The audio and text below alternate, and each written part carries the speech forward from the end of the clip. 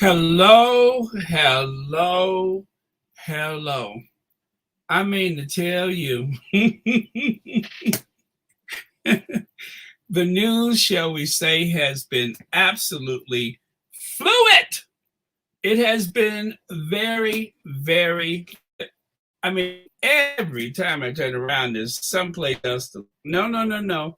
The shiny object over here. No, the shiny object over here. No, black boy, huh? The shiny object over here, not over there. And I just don't know which way to look. Fortunately, I think I have it worked out now. So I was putting stuff together to the absolute last minute, but you know how it goes. Anyway, let me say hello to a few people. We do have a guest today, and I unfortunately had to ask her to let me have the first part of it, which normally I would rather she go first, but because of what happened as I was, prepping, well, you'll understand when you see it. So, let me get to the point then. Hello, Lydia Washington, Judy Rigo, Rosa Roberts, Legs, Ania, let me see, Ania 13, yeah. Susie Q, Verta Sanchez, Cynthia Thorpe, Trina Hodges, Denise Jones, Kids Indoor. How about Rena Roja, Dina Nasser, Rick, Annie Bennett, Exquisite Caribbean Queen. Okay, I believe you. Marcia Ware, Audrey Teschner, Mama Conde. Hello, Anastasia Isabella. Oh, there it is. Finally, just what I was trying to get going here. And there it is. Okay, let me go ahead and move this over here before you know how sometimes my computer gets a little glitchy when I don't need for that to happen. But okay, so there we are. Okay. How come that's not up there? Huh. Oh, there it is. See what I mean? Just a little glitchy. You guys, I just about spit up my coffee. I was like, what? What? And you know it's a big deal when my voice gets that high. I was like, what? Seriously? That means that was just like an unforeseen heretofore wins, hints, and all that other stuff. I couldn't believe it. I'm just like, are they really together? Well, yes, they are. They stepped out together about an hour ago, and I believe they said that they were like, I guess, accepting well wishes, reading cards, and looking at the flowers, shaking hands for about 40 minutes, which is a lot of time for them to spend together. But oh my goodness, you didn't know about that, Andrea? You didn't know about it? Yes, this really happened. Well, as I was prepping, which by the way, special guest, I unfortunately didn't look at the homework you gave me. I'm so sorry, but we'll do the best we can. So let me get started on this and hear some of your reactions, and then we'll bring our guests on probably sooner than I expected. But I got a lot of stuff for us to go over today, so bear with me. I do have the troll spray on. What else? In spite of that, they still seem to happen because, as you know, they are very patient when it comes to trying to crash this party. But that's okay. We got something for them if that doesn't work. Let me open up another screen here just so I can make sure that I'm seeing what you're seeing. Let's see. Marshall say they need Harry and Meghan. They are trying to save the monarchy. Too late, especially. Oh, why did that just move? Where am I? Let me highlight it. Give me a second here. Oh my goodness.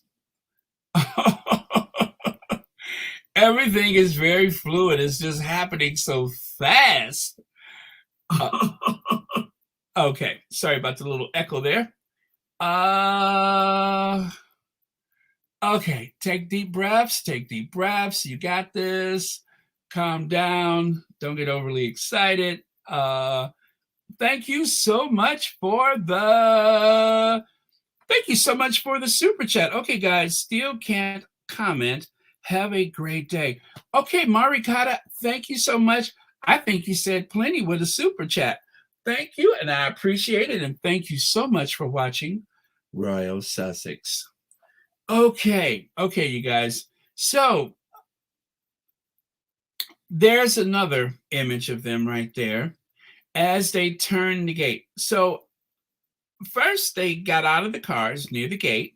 They had a brief conversation, and then you can see they went over to the crowd. So this was the cover of the Fail, or the headline for the Fail. Prince William and Harry and Meghan and Kate are reunited as they make Windsor Castle walkabout and examine flowers left for the Queen by heartbroken crowds. Prince William and Harry, Meghan and Kate. Well, okay, it is a headline, so they do make it a little brief, but I'm surprised they didn't rub in the Prince of Wales and all that kind of stuff that they are so famous for. Also, I did slow down the chat because I assume it's going to move kind of fast. Kathy Gabby says, "Hey, Baron, not surprised. This is the palace in PR mode. This is about duty. The Sussexes will be fine. Body language experts everywhere. Just avoid the comment section of the Brit media." Sound sage advice, Kathy Gabby. Thank you so much for that. Vetty says, "Baron, my heart was in my hands for Harry and Meghan, but things went well. The crowd was respectful. One young lady hugged Meghan. Apparently, Willie asked Harry and Meghan to accompany them to the walkabout. Is that right?" Okay. So I'm going to tell you guys why this is so important. I didn't know what was going on with the Sussexes, but I tell you what, I needed the reassurance of seeing Harry and Meghan. I was so worried that I didn't sleep well last night because I wasn't sure if they were being mistreated by the family or what, or if there was some type of abusive situation that they were conjuring up. We were all expecting to see them at some point, but I didn't want to wait until the funeral. That would have been more than I could bear. So thank goodness they're finally out there. Okay, and so as I said, they turn the gate, and as you see here, they're actually looking left toward the flowers. They're in the UK, so instead of starting on the right, they're starting on the left. People on Twitter were photographing their television screens because this was quite the shock. Nobody was expecting this. I don't know if they gave a heads up to the press or not, but then all of a sudden it happened. There's Harry, and I don't know if Meghan is saying, if that heifer say one thing wrong.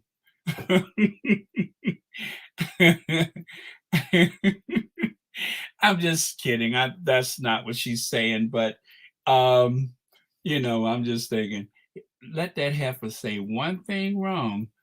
All right, but still, okay, that did not happen. I'm just saying that in my voice, not that the Duchess of Sussex would go there, but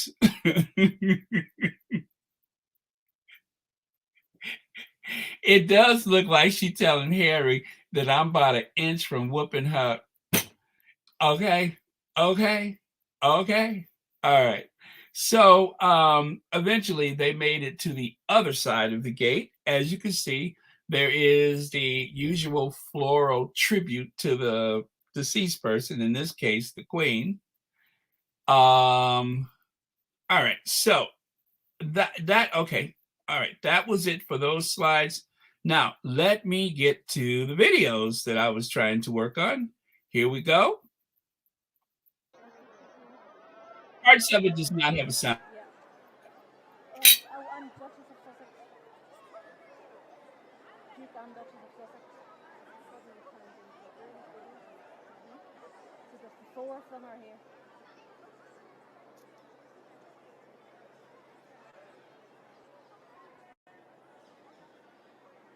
Yeah. All four, yeah.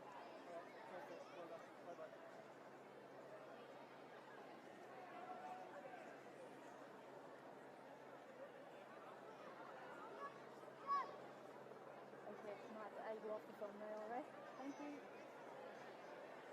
Bye-bye.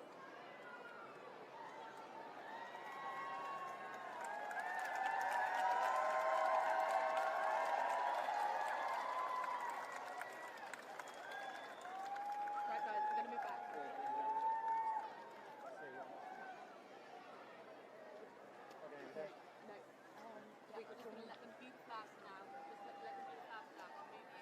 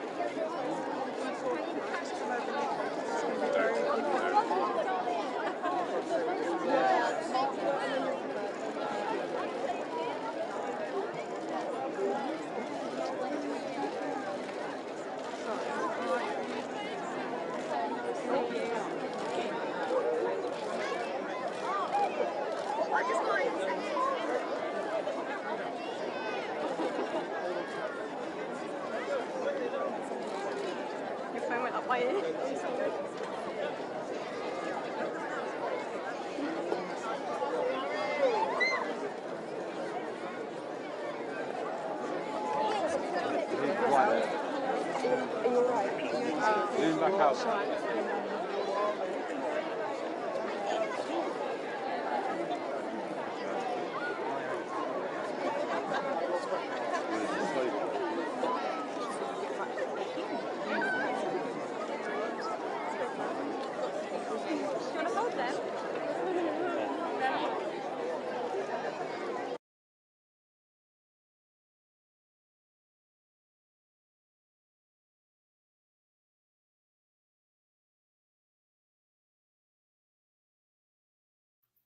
Unfortunately, there's no sound for this, and you can see I got it from one of the squatties. And then I looked for other videos, and there was no sound. So, but I guess you could imagine what is the conversation. But this girl seems to be totally starstruck by seeing someone she admires so much. So, oh, Mashar, don't you get me started. Don't you get me started. I'm trying to do the best I can.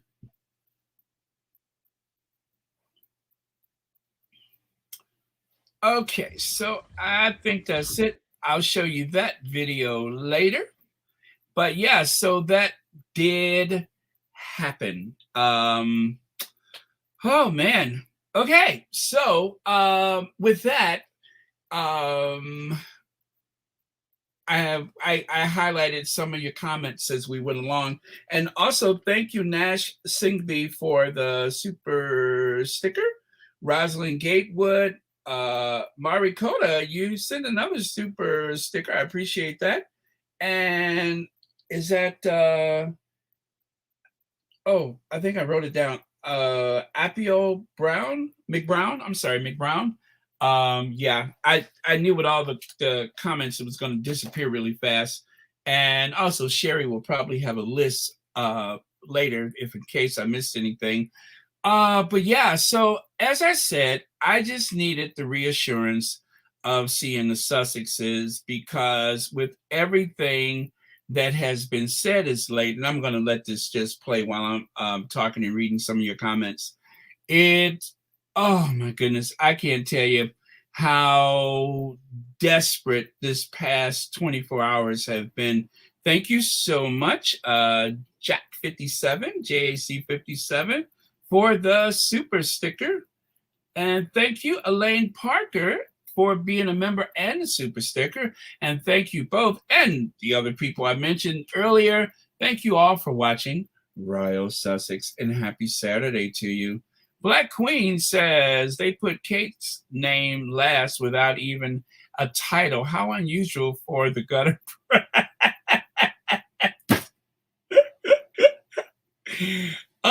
Right. Right. Well, now see, Black Queen, what's so odd about everything that's happened in the past couple days is people were just saying, matter of fact, Henry VIII on Twitter was just asking, where's Kate? Where's Kate? Yes, and where is Kate? Let me see. Baron, they gave up knowing that Harry wasn't going to leave his family behind. Harry is a soldier. Absolutely. Yeah. Let me see. Marshall, my tears are fully flowing now because all of the hate Harry and Meghan received is exhausting. The people love them, and that is what matters. Absolutely, Marshall. I know. And you know, as I was prepping and I saw this was coming up, I'm like, there's no way that I can start without this because this is like the most important thing. Never mind what I have to say today or anybody else, but because this is a Sussex friendly safe space, we need to know they're okay. And I wouldn't have been right if I did not, you know, I wouldn't have been able to wait another day into this period without seeing them. That's all I'm trying to say. But thank you so much, Marshar. And thank you, Irma Adams, for the super sticker. Thanks for watching, Royal Sussex. And Connie Baumer. Hi, Connie. Thank you for being a member as well as the super sticker. Happy Saturday to you. Tash Max says, Noreen Lovelock. Oh, that is for someone else. Gail Tapscott, thank you so much for the super sticker. And thank you for watching Royal Sussex. Okay, so let's take a few more comments. And to my dear guests, if you can go to the private chat, we can get started whenever you're ready. I hope you are listening. I guess I could try to contact you another way, but I hope you are listening. So if you could go to my private chat and message me here on the StreamYard, that would be awesome. And then we can, well, I can introduce you again. Absolutely. Let me see. Berta Sanchez says, they showed on CNN a young lady who hugged Meghan, and she was asked if she want to Meghan because the Queen had died, and she said no, she wanted a hug from Meghan to let Meghan know that she was welcome. Oh, Berta Sanchez, Berta, you know how emotional I get. So do you really want me to have to take a pause today? But thank you so much for sharing that. You did the right thing. You did the right thing. I'm just saying. But you know how emotional I get. Audrey Teschner, thank you so much for the super chat. There is no passion with Kate and William. Glad our faves are together. I noticed the distance. Could somebody be reading the writing on the wall? And also, where was Kate earlier? Now they have more nannies than there are players on the LA Lakers. How come she hasn't been with him yet? That is a mystery. Okay, thank you. Khalil Similane, thank you so much for the super sticker. And also, thank you for being a member and watching Royal Sussex. Happy Saturday to you. Okay. Okay, so I don't see my guests here. So let me go and look in the we were going to start sooner, and I hope me pushing the time back didn't cause my guests any problems. If so, we will just continue, and hopefully they can join us at some point. Okay. Yes. Anyway, yeah, I don't see a message, so I'm going to continue because I got a lot of ground to cover today. And anyway, let's get to it. All right, I'm done with this. Oh, no, Nuthamando Nyandini, that is. Let our love as squatties transform the haters who are invading our platform. Let's not allow the trolls to affect us. I pray that's the case, Nuthamando. I do pray for that because at some point the hate has to stop. It just has to. And even though I have my feelings about 2 of the 4 people that we're talking about, I don't hate anybody, and I hope for everybody's sake, it would just be healthier. It would be healthier, not just for them, but for their children, for everyone, if somehow they can reach an understanding that people are made accountable. People take responsibility for, their impaired judgment or misjudgment, or, I'm being too kind. Okay. Hey, Church Nelly. Baron, I love watching Harry and Meghan together, and William and Kate don't even touch. I noticed there seems to, that's quite some space. Yeah, that they seem to be very distant and aloof from one another. So, okay, so let's move on. Hopefully, our guests will be here. If not, maybe we can reschedule for tomorrow. All right, so let me do this one then. Um, Richard Stengel, the clampdown on Kenyans at which began just a month after the Queen ascended the throne, led to the establishment of a vast system of detention camps and torture and the R word I don't want to say so I don't lose my monetization and killings of tens of thousands of people. In Africa, the Queen's death renews a debate about the legacy of the British Empire. You guys, I know this is a heck of a segue, but this is what's happening on the streets of Twitter. This is what's happening on social media. This is what's happening on television. Now, if you don't know Richard Stengel, he was on MSNBC. You know what? Are my slides in? You know what? My slides are in the wrong order. Let me try to do that. Let me try to go through this one and see if it aligns the way it's supposed to. Yeah. Oh, you know what? All right, I see what happened. You know what? I changed the order, but when I changed the label, slide 1, 2, 3, and 4, it stayed, you know, what it was. Only the number I wrote changed, but not the actual order. So let me do that part later, which is why it seemed weird to me too. And we'll cover some other stuff, and I promise you it'll make sense. Minerva Martin, thank you so much for the super sticker, and thank you so much for watching Royal Sussex, and happy Saturday to you. I really, really appreciate you being here. Thank you for being here. Okay, so God Save the King, His Majesty King Charles III. Doesn't seem like he's going to change his name. Now take a look there. This is there's a play called Charles III.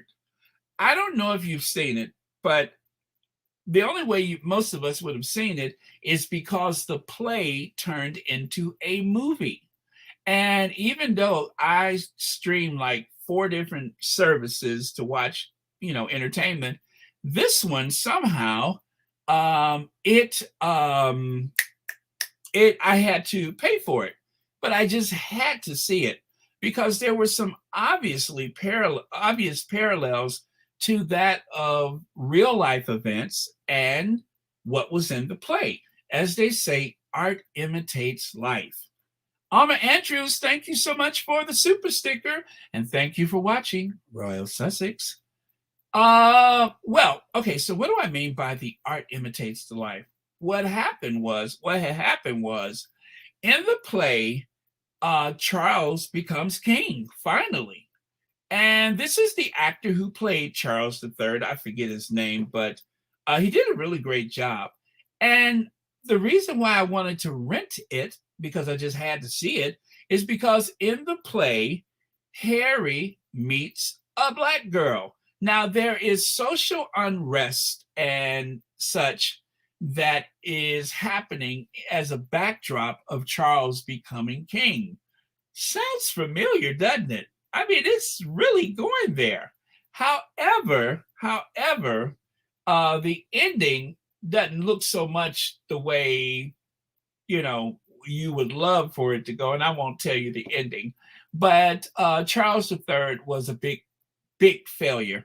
He actually wanted desperately to, I guess, do the same as Charles II.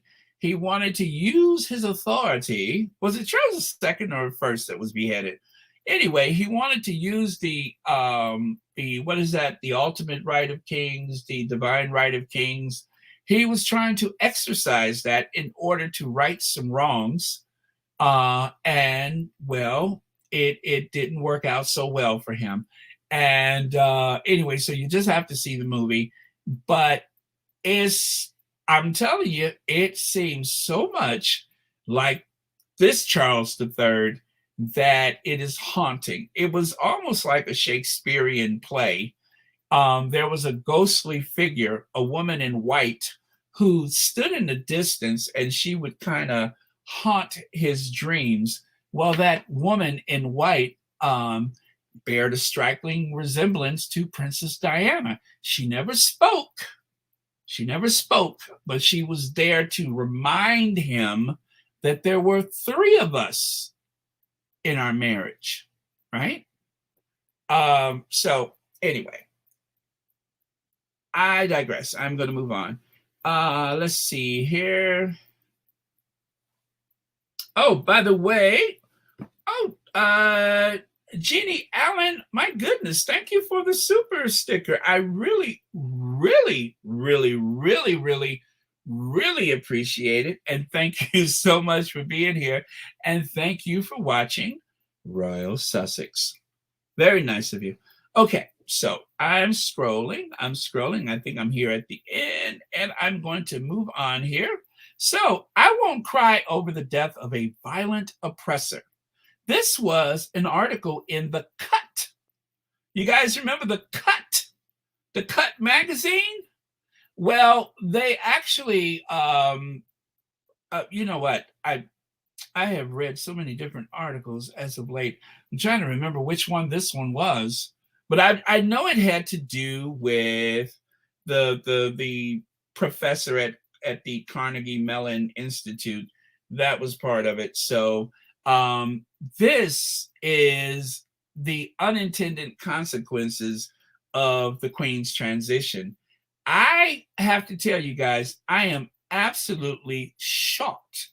I am so shocked because I thought for sure that more time would pass, like say the mourning period, before people actually began to ask certain questions, express themselves about, colonialism and stuff like that. They didn't miss a beat. Nobody who has had an axe to grind all these years have missed a beat. It has been incredibly, incredibly expressive to see how people are coming out, and they're just like, yeah, yeah, yeah, yeah, yeah, yeah, yeah, yeah, yeah, yeah. But what about this? Yeah, yeah, yeah, yeah, yeah. Well, but what about that? That is what surprised me, is that they're not wasting any time. Even MSNBC, well, you know what? Let me keep going through these slides because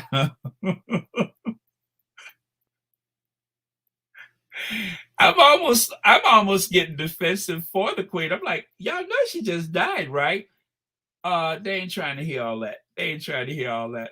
Okay, Black Queen says Princess Diana, the only princess of Wales, will haunt Chuck and Homilla in Windsor Castle and Buckingham Palace till the end of their days. Well, Black Queen, it almost seems like you've seen the movie, because I'm telling you, that ghostly figure in a white power suit, in a couture suit, was a recurring image throughout that movie. And it was so cool the way they made it, the way they worked that in there. But it's been a while since I've seen it, but that was the one part of the movie that really stood out for me. But I have to tell you, well, you know what? I won't tell you any more about the movie, just in case you choose to see it. Mercedes Todd says the title that they're giving Kate is just a jinx, as the ring she's wearing. So if she thinks that brought her back bad, if she thinks that brought her bad luck, she's really in trouble now. Well, I told you that, and that Kohinoor diamond. Remember the Kohinoor diamond? How they were saying that is bad luck, because only the women in the family are allowed to wear it. But then again, you know how they treat women in that family, as though they are completely expendable and unimportant. So that is the Kohinoor diamond. And this crown is never worn by the men, it's only worn by the women, but it is said to have been cursed. Is this the one that that was stolen? Is this the one that was stolen from that Maharaji, the 13-year-old boy in India? I think that's the one. But it is cursed, and there's only one person who can break that curse. It's the same one who can stop a truck with one glance. That will end that curse because she can stop a truck or lorry. I mean, that's a look that will stop a train. It will turn you into a pillar of salt.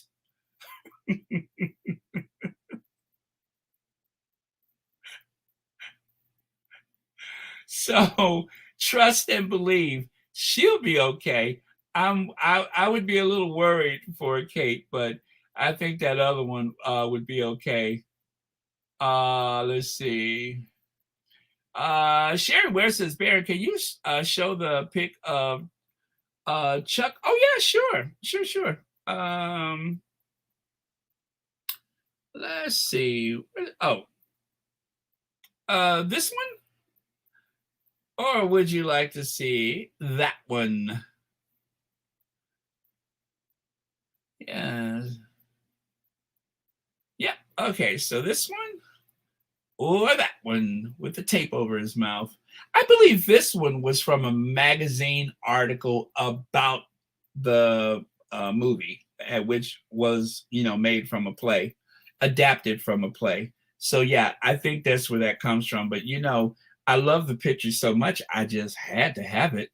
Let's see. Dr. Barron is on overflow. We are holding our peace for now, but a 1 billion pound pressure cooker, Jamaica. Oh, yeah.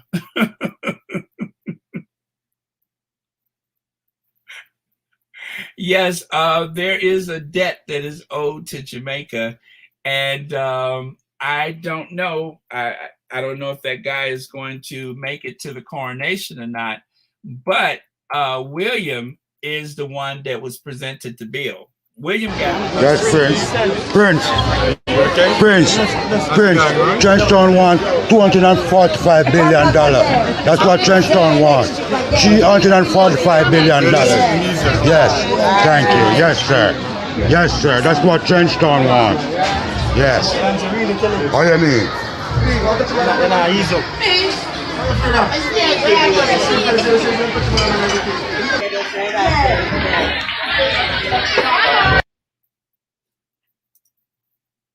Okay, let's see. So it appears as though our guest is ready. So I am going to hopefully be able to get her on here soon, whenever she's ready. Okay, and so that is the play. And here, now, just for fun, I did this some time ago, but I thought I would share it with you guys again. If you are a baby boomer from the US, you probably remember there was a television series, kind of like Heart to Heart. It was called Scarecrow and Mrs. King. Scarecrow and Mrs. King. And so I decided to repurpose that poster and turn it into Scarecrow and Mr. King. So since he is the newly minted King Charles III, I thought today would be as good a day as any to share that with you again. Now, because I took license, I decided, okay, I'm going to give her a break and leave that gnarly meat hook of a hand out of the picture and let her use, what is her name? Is it Jacqueline? No, Kate. Anyway, she was one of the Charlie's Angels, right? Anyway, I thought I would allow her to use her hand.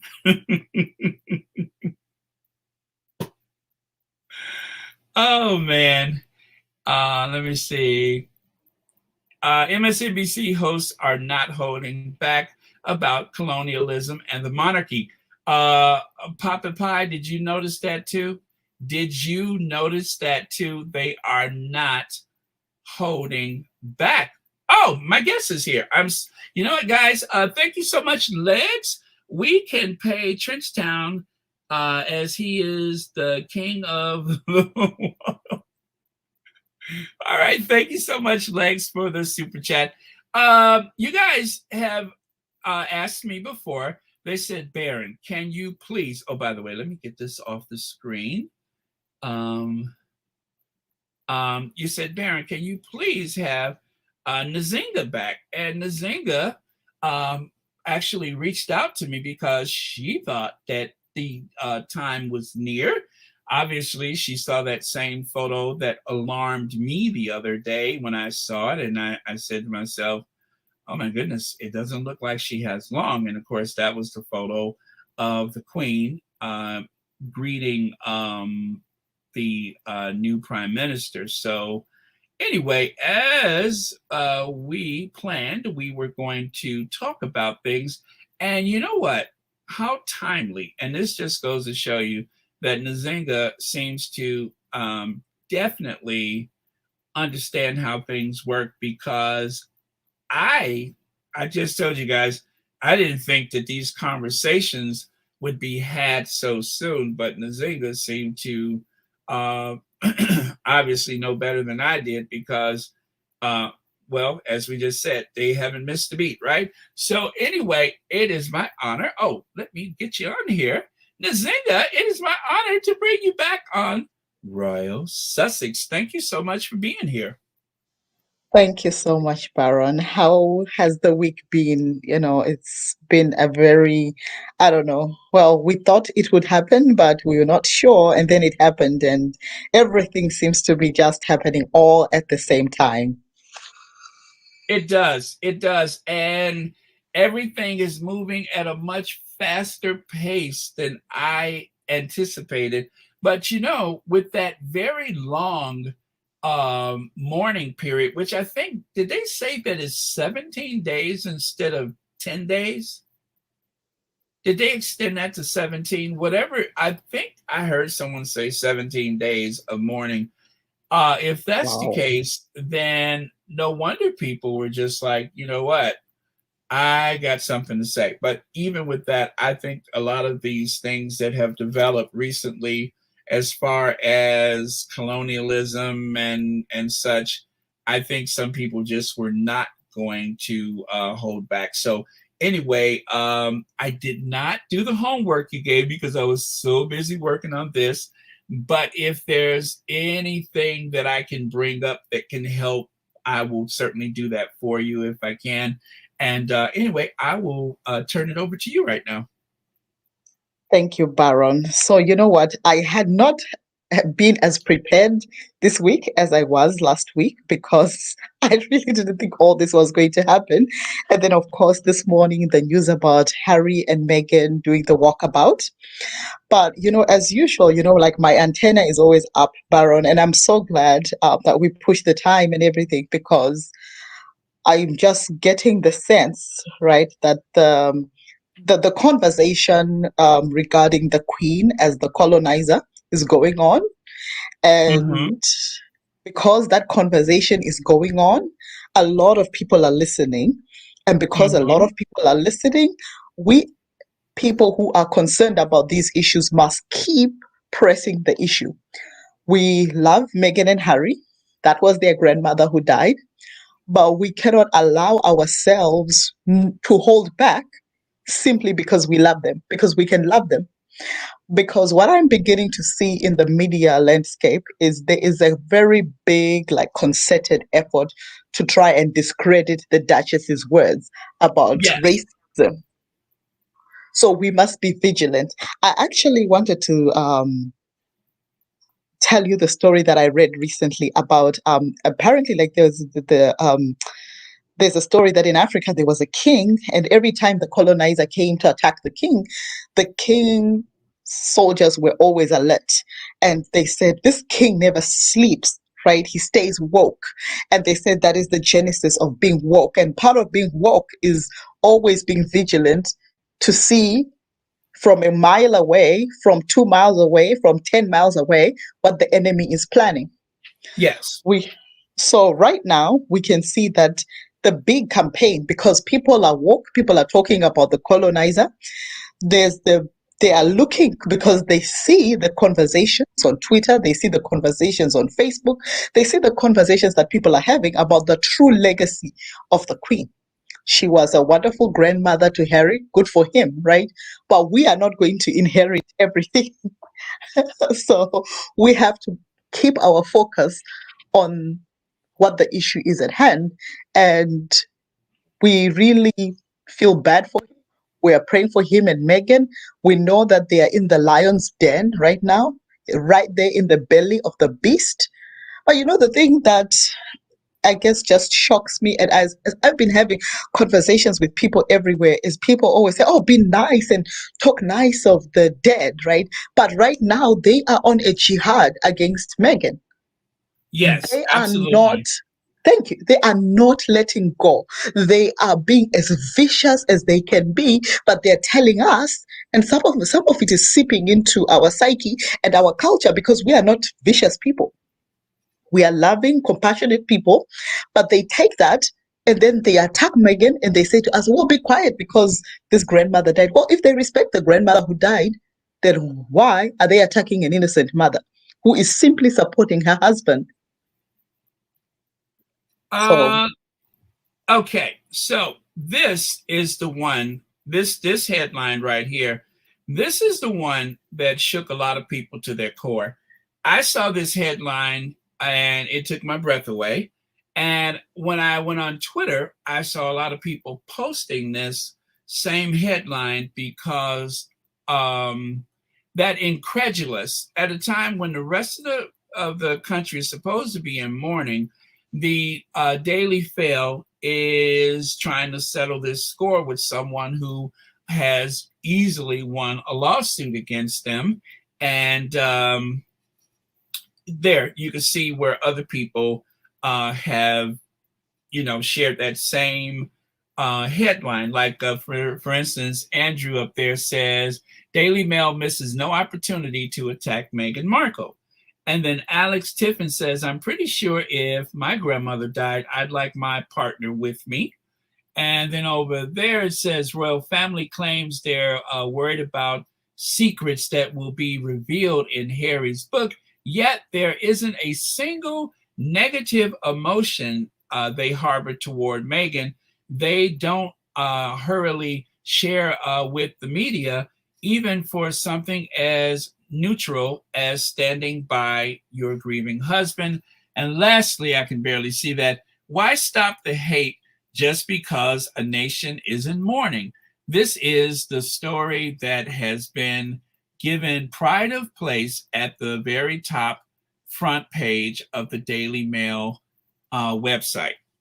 Yeah, so this particular one right here, this right. is why I didn't sleep so well last night. And this is why I was so glad that I saw the Sussexes today, because I think that, out of all the stuff that they ran this week, this seems to be the one that really, well, the other one was pretty bad, but this one seemed to go too far. And of course, as per usual, Rebecca English. And we know Rebecca English is the mouthpiece of the newly minted Prince of Wales. She speaks for him, and she has been behind every single negative campaign against the Duchess. I mean, this guy, William, he has, like, I don't even know, like, it's in his blood. It's almost like he just hates Meghan. And to me, we all have family members who we don't care for their spouses, but there's just an insidious nature at which he goes after her.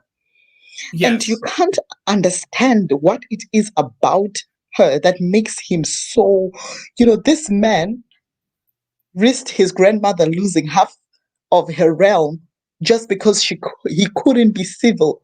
So to me, I believe there's something deeper of why he hates her, even beyond race. And Mm-hmm. there is something that causes him to just be just so ugly. Because a man in his position, he's a future king. And we say in Africa that kings fight other kings. Kings don't fight dukes and certainly don't fight duchesses. A real king is looking to fight another king. And they are already in very different parts of the world. She's living her life in California, but he just is got this obsession with her. And it's just something that I cannot put my hand on. It's something that I cannot understand. But it also goes, and this is something that was so important that I wanted to discuss, Baron, because there's been a lot of chatter about the titles of Prince Harry and Meghan's children. A lot of people are saying, well, what do titles mean? You don't need titles. Well, if you didn't need them, then they wouldn't be making a big deal out of them. So for me, the reason that titles are so important, right? You have to understand what titles mean to British people, and particularly people in the aristocracy, right? Successions, they don't really, I mean, they mean something, but they don't really mean something, because they know that Lily and Archie are probably never going to sit on the throne, so that doesn't matter to them. But in social settings, the HRH is extremely important, and let me explain to people why, so that I can give context. So the reason why HRHs are very important is because HRHs do not bow down to another HRH, right? They only bow to the sovereign. So if Lily and Archie are denied HRH, it means they have to bow down to Prince William's children. And all these people, and I know a lot of people are like, what does a title mean? Well, it means everything to them. Titles mean absolutely everything. You know how the monarchs of old would reward people is by giving them titles. It's a very, very big deal. We don't understand it because it's not our culture. But I can tell you that with a title would come land and wealth. And moreover, like people always say, oh, but it's not important. But the Duchess explained it very, very well when she said it is their birthright. We remember, Yes. do you remember Baron before the Oprah interview? We had been told that with the birth of Archie, first we were told that she refused to do the pictures outside the hospital because she said my baby's so special or whatever, that we were fed by the press. Right. And then, remember, Baron, we were told that she refused the title for Archie. I remember that too. And you also remember the Oprah interview. Yes. So in the Oprah interview, the Duchess clearly says that it wasn't her decision to make for the children because it is their birthright. And if they decide what to do with it when they get older, that's on them. But she was not going to make that decision for the children. And people called the Duchess a liar. They called her everything but a child of God. But now we see that, of course, the plan has been in place by Charles to deny them of their birthright. And whilst these things don't mean anything to us, it is a way of shaming Harry. Because what good is it to be a prince if you cannot give your children a title? So if you guys remember what happened with the first Duke of Sussex, the first Duke of Sussex, he lived, I think, in the 1800s. There was something that was questionable about his marriage. I don't remember what it is. I think he got married in another country, and they delegitimized his children. And so the title. The first one was he married without asking permission, and then Right. the second one, I think it was because his next wife was a Catholic.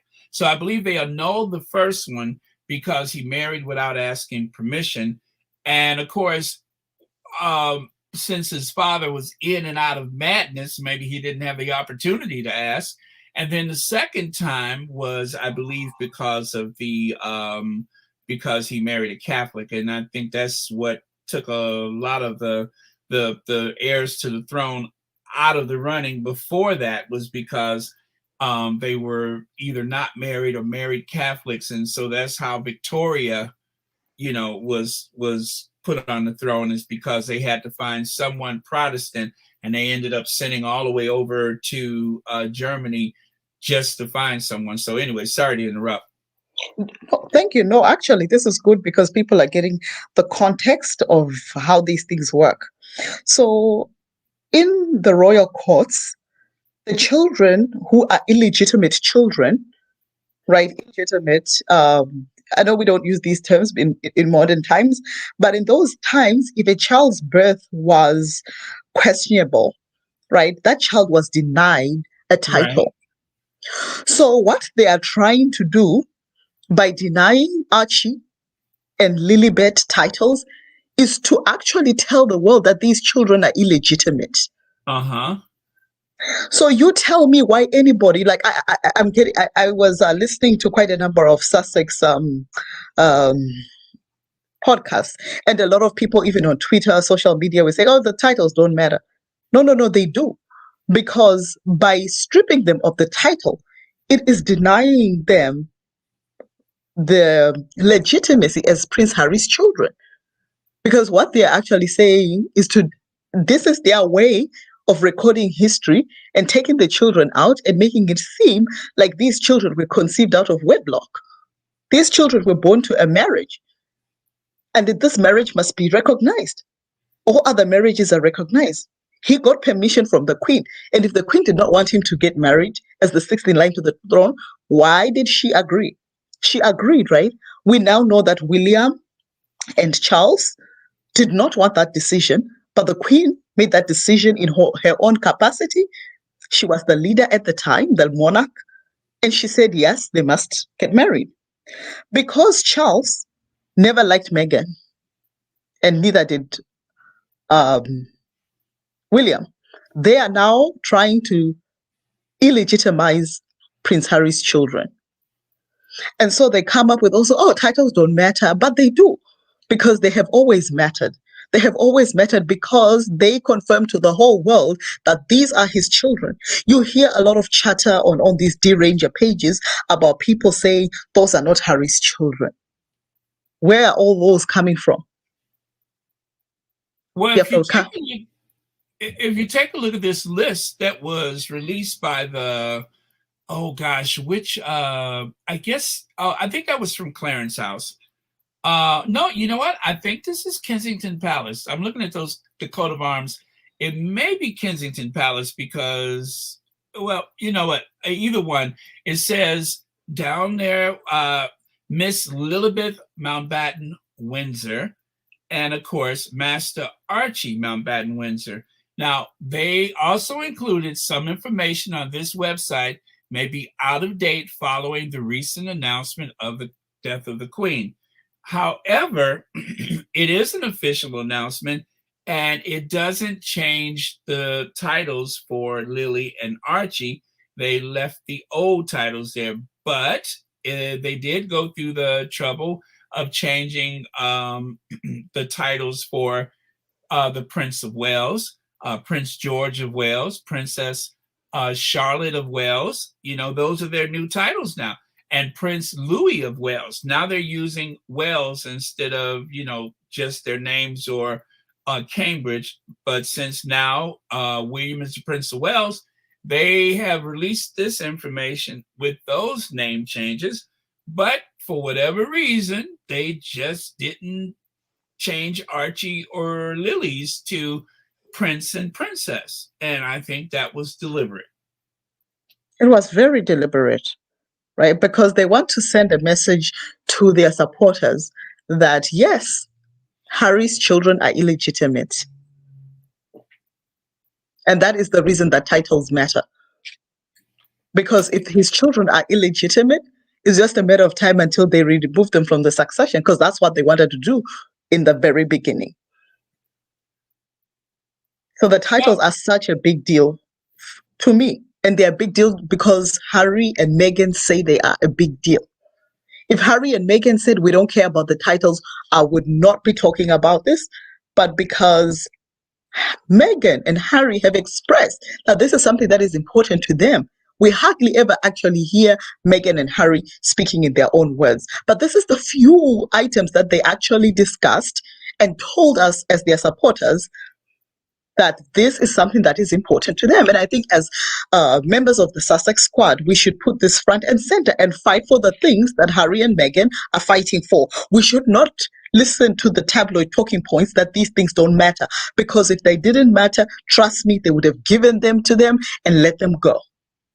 Well, sadly, there's a lot of squatties that will say they don't need those titles. But I have said before, and I will say it again, and I'll keep saying it, as long as it's important to Harry and Meghan, then it's important to me. And there may be some protections provided for those children in the future that we have no knowledge of. And so I said that one day, and someone put in the comment, what, but they got their own money, they could pay for that. I'm not talking about physical protection. I'm not talking about security. We don't know what's in a will where they may have resources available to them, whether it's financial or otherwise, that is associated with being an HRH or having a title. We don't know. We won't see those wills.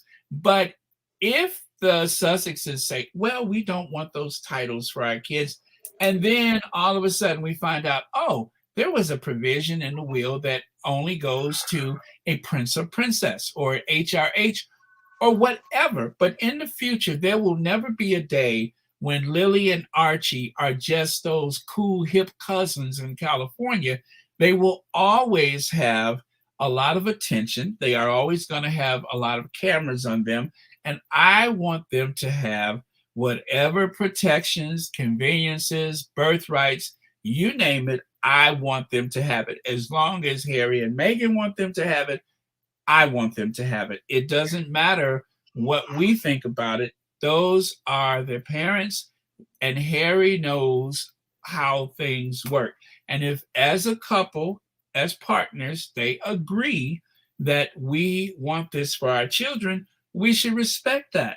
Instead of projecting our thoughts about it, how it goes, we should respect what Harry and Meghan choose for their children. Absolutely, Baron. I am so glad we're having this conversation. You know, I was talking to somebody this week about the whole title thing, and they were of the opinion, it doesn't matter. And I said, if you work in a corporation, if you have, or even if you have your own business, but at some point you worked in a corporation, you know that when you are an associate, you just know certain information. When you get to first level management, you know a little bit of information. When you get to middle management, you know a little bit. But when you get to top management, you know company secrets. You know a lot of things about the perks that you didn't even know existed, right? And this is just a regular corporation. So obviously there are many benefits that come with being HRH and being the children of a prince. And the thing that this is the one thing that I've noticed, Baron, when it comes particularly to benefits. I have seen a lot of times when you think about when the Duchess happens to wear a pair of shoes that's $1,500. This is America. Even if you go to China, even if you go to the UK, $1,500 is not outrageous. Many people in this world wear $1,500 pairs of shoes. There's nothing that is special about wearing $1,500 worth of shoes. You go to any city in America, you find people wearing $1,500 pair of shoes. The same thing, if you recall when Michelle Obama was in power, and she went to a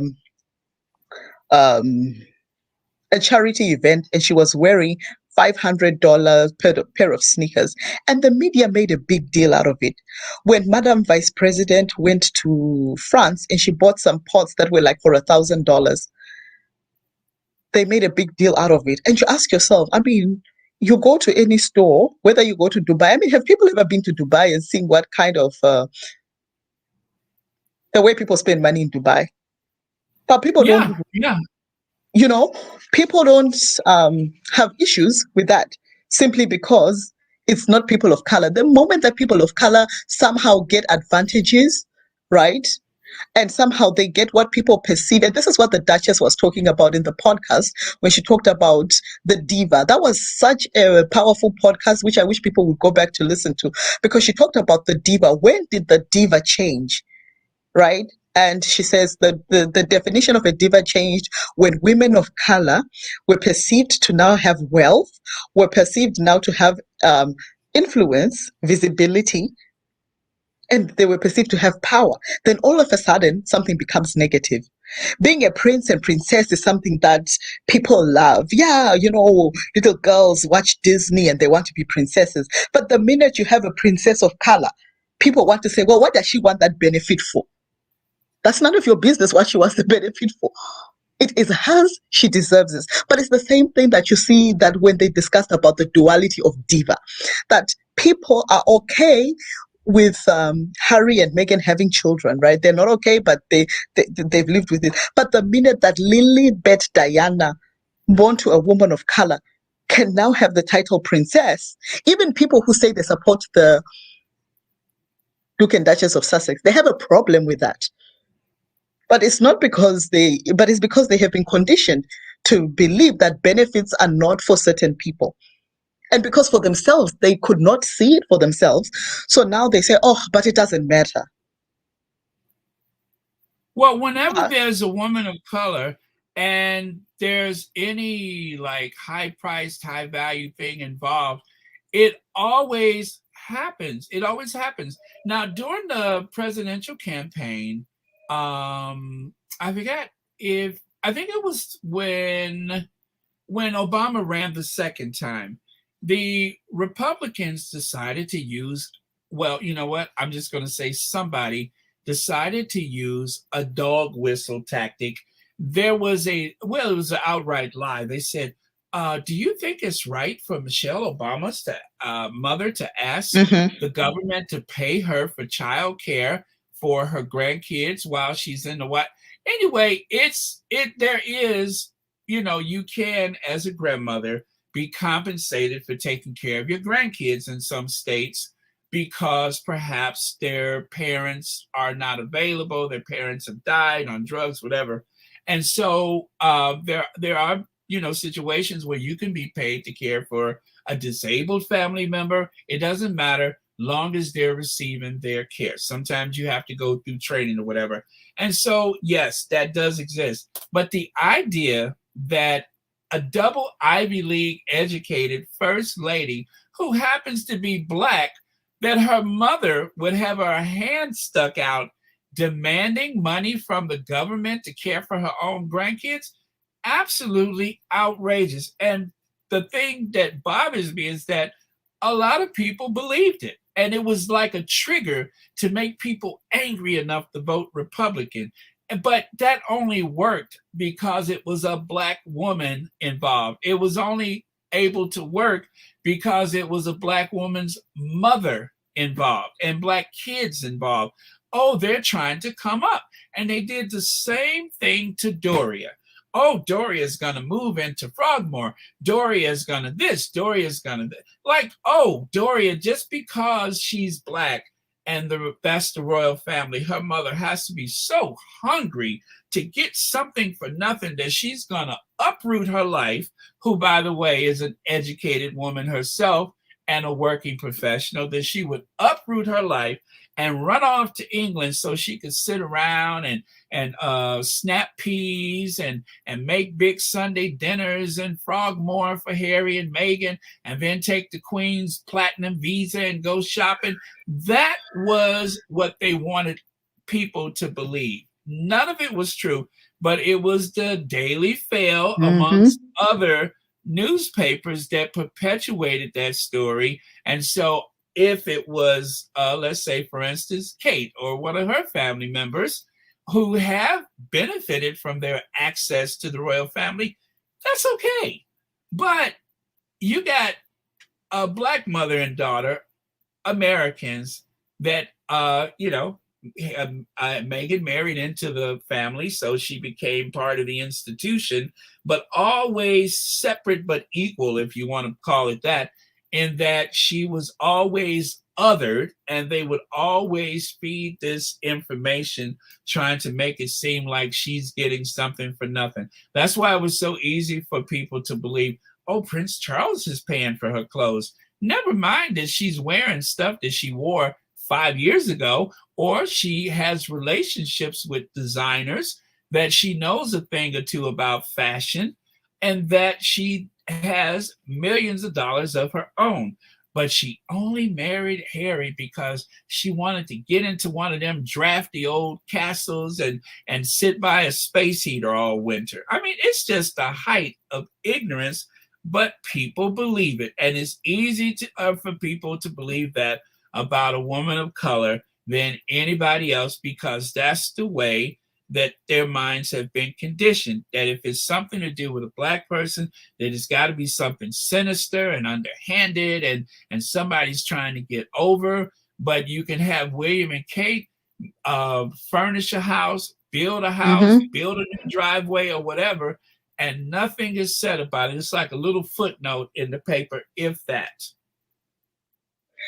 Absolutely. It's always about people of color, particularly people of African heritage, occupying sacred spaces that people think they are reserved only for white people. Because the vitriol, and I remember reading this stuff about Doria is going to come and live in England. I'm like, people, have you ever been to California? Who on earth would leave California to go to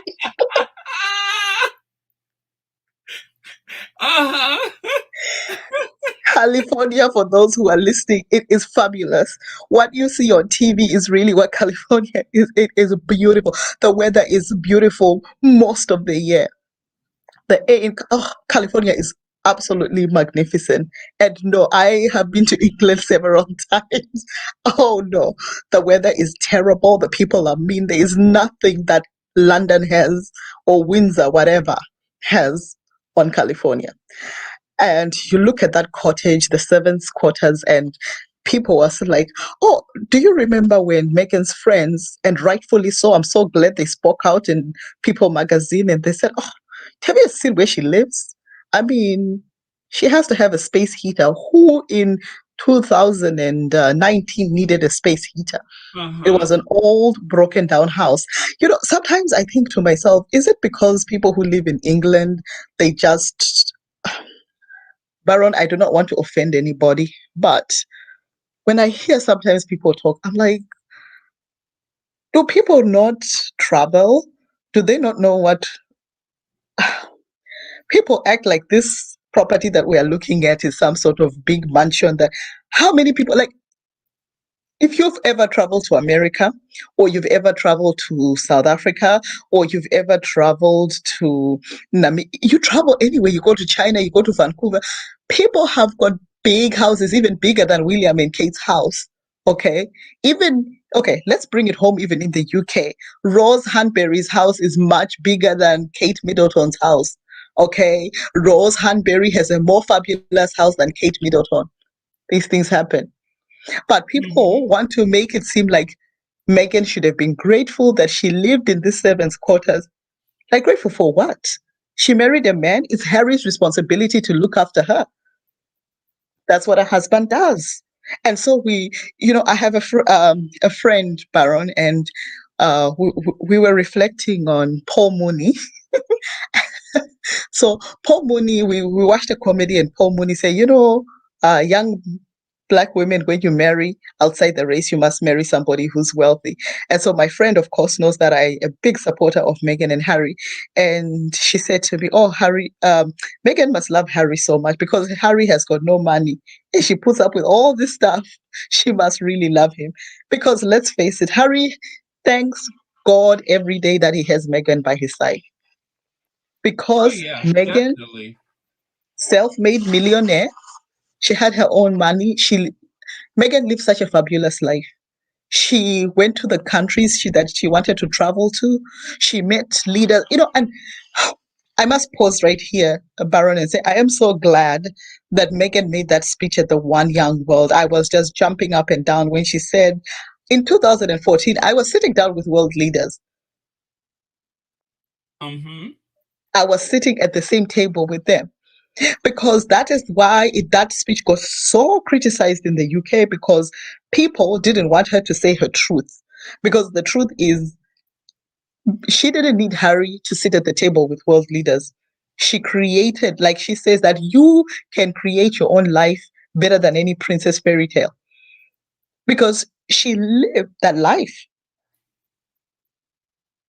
Yep, absolutely, absolutely. So, And when she before it became at a certain point, I think that the acting was really a vehicle to get her into the spaces that she really wanted to be in, and that was, doing service more so than just acting. If she just was interested in being an entertainer, then you could, Kardashian your way to it by doing salacious things and, having people call your character into question. Those are the things that help to build up your name.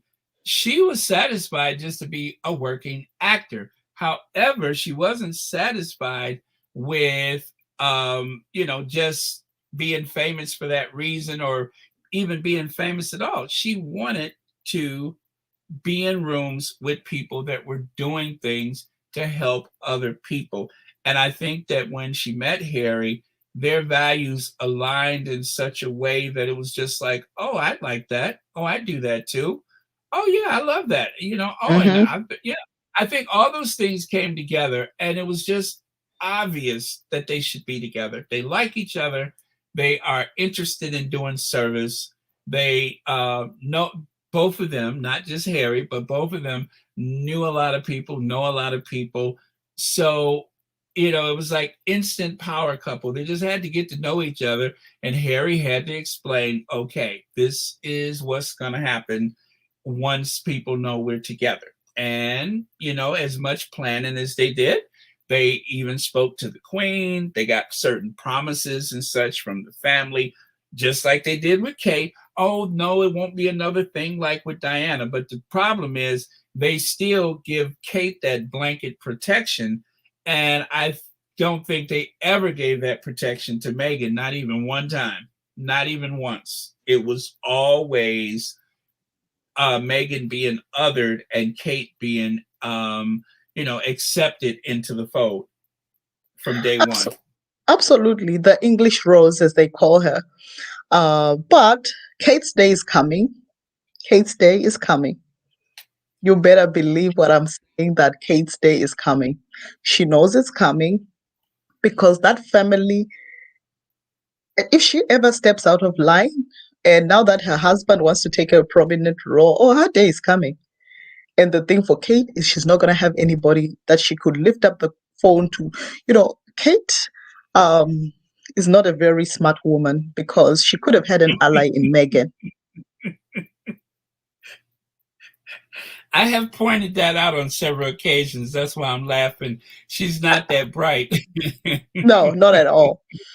And I've heard you say that, and this is absolutely true, Baron, that she could have had an ally in Meghan and Harry because Harry went out of his way to support her, but she burnt that bridge, and whatever is coming to her, and Mm-hmm. is going to come to her very soon, she is going to be all alone.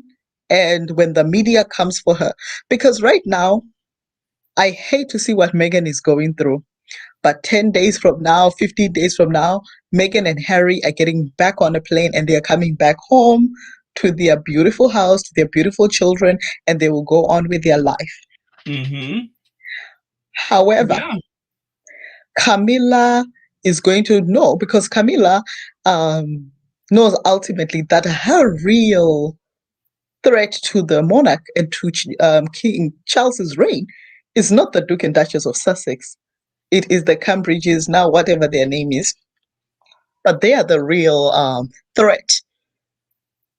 I, Mm-hmm.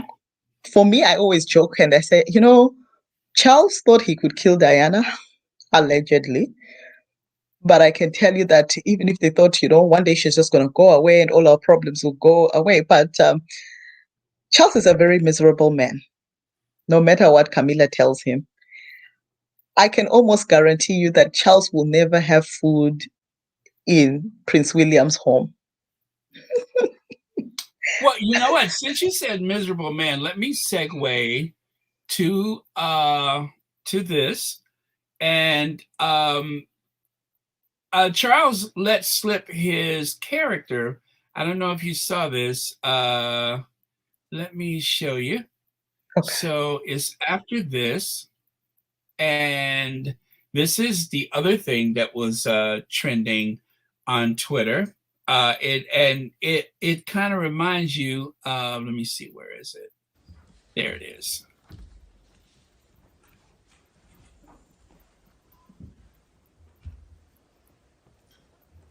This is the and as someone said, you would never see this from the Queen. You would never see this uh, with the Queen. He was so outraged that okay, watch it here.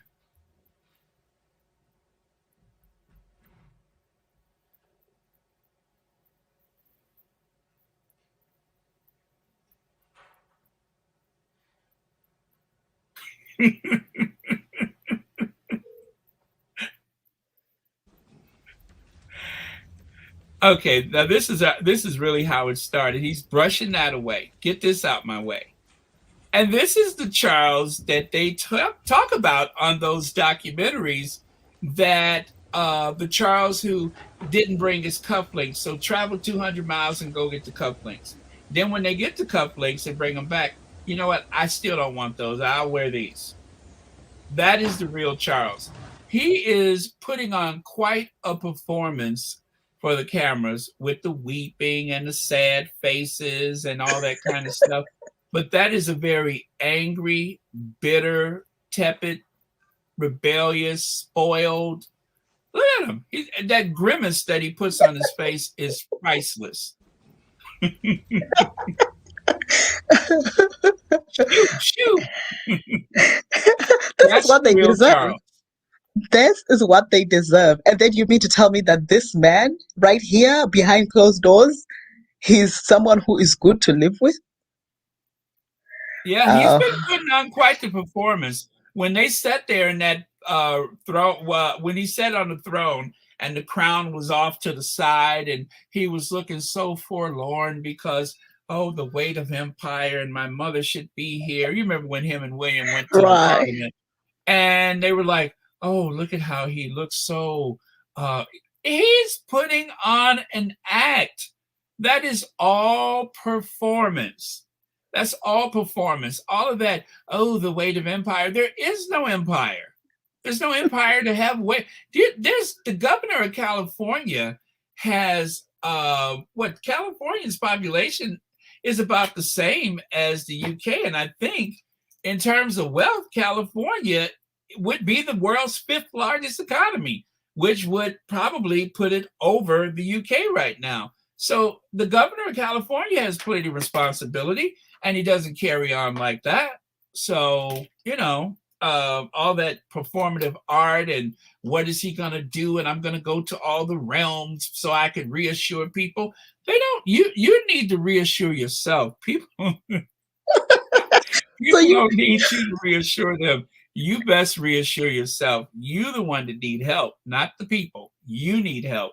But yeah, so that's what was going around today on Twitter. That was one of the things that was keeping me, is that I was trying to get that and, of course, the walkabout together. But yeah, that's the real Charles. And right now, he's going to do this performance so that they can get through this mourning period and stuff.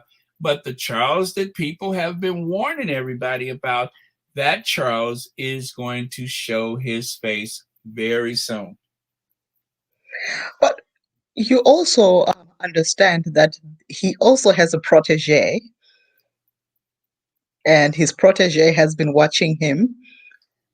That little William, he's the same way. He is his father's son. Petty, jealous, just awful.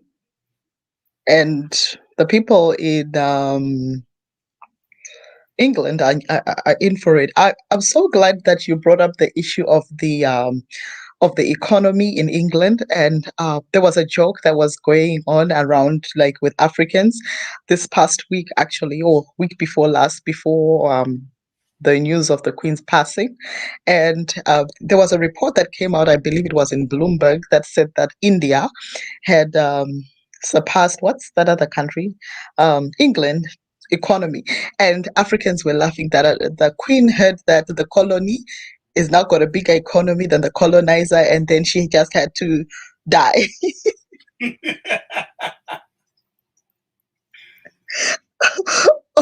I mean, people, we are not being unfeeling or anything like that, but you understand that colonialism was set up to make sure that people in the colonies work for Mother England. And so now to have one of the colonies actually do better in spite of colonialism, it is a big deal for the people of India. And one of the billionaires in India actually tweeted something about look at karma. Yeah. Well, India actually was at the time of the East India Company and such. They said that India was wealthier, but it wasn't a unified state, you know, and they took Okay. advantage of those divisions between the various kingdoms and realms inside of India, the usual divide and conquer. And someone even remarked once that the rail lines rather in India were designed to take wealth out the country. They weren't really designed to bring anything but, troops and guns and such, but everything was designed to extract wealth. That's the only reason why they have a rail system that dates back to the time of colonial rule, is because it was created for extracting the wealth, not for the convenience of the people. And some of those rail lines are like, older and very much in disrepair. You can't go very fast because it's an aging infrastructure for a country that, financially is now as wealthy as Britain or wealthier, but the population is how many more times bigger than Britain? Like what, 8, 9, 10 times bigger, if not Right. more? It's over 1 billion people. So what is there, like some 66 million people in the United Kingdom? So yeah, it's a very big country. And so as their fortunes go up, then of course the other countries are going to lose a bit of their wealth, although they will still be wealthy, and Britain will continue to be a wealthy country. But they're because of the last 12 years of the Tories, I think they are losing a lot of value. Like right now, the pound and the dollar, there's not much space between the two, and that hasn't been that way for years, but the pound is decreasing in value. And it is going to continue, right? The decline of Britain is going to continue. And there are a lot of people who use Meghan, and they try to go after Princess Meghan because it is a way to deflect on all the economic problems that are happening in England right now. Yeah, yes, with all of the things, and that was one of the slides I shared the other day, is that with all of these things going on, you would think they would have something better to talk about than Harry and Meghan, but no, that's their focus. And I'm so glad, and I forgot which squad yesterday started this conversation. It was the day before yesterday. I think I had someone call in, and they said something about, I'm glad that Harry and Meghan were able to do that stuff before the Queen died. And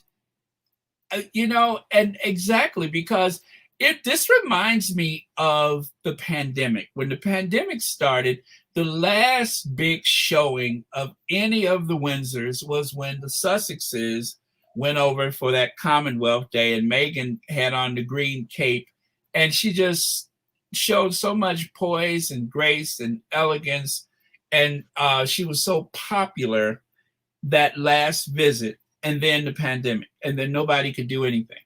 And once again, just as they were, rising, to do something, then this happens, the Queen dies. But after this happens, I believe that Harry's book will come out, because I believe he was thinking that, when the queen dies, it would be, because otherwise I think the book would be here already. But the queen has been ill for a long time, and there were people in the institution who knew that she was near death and that she wasn't getting any better.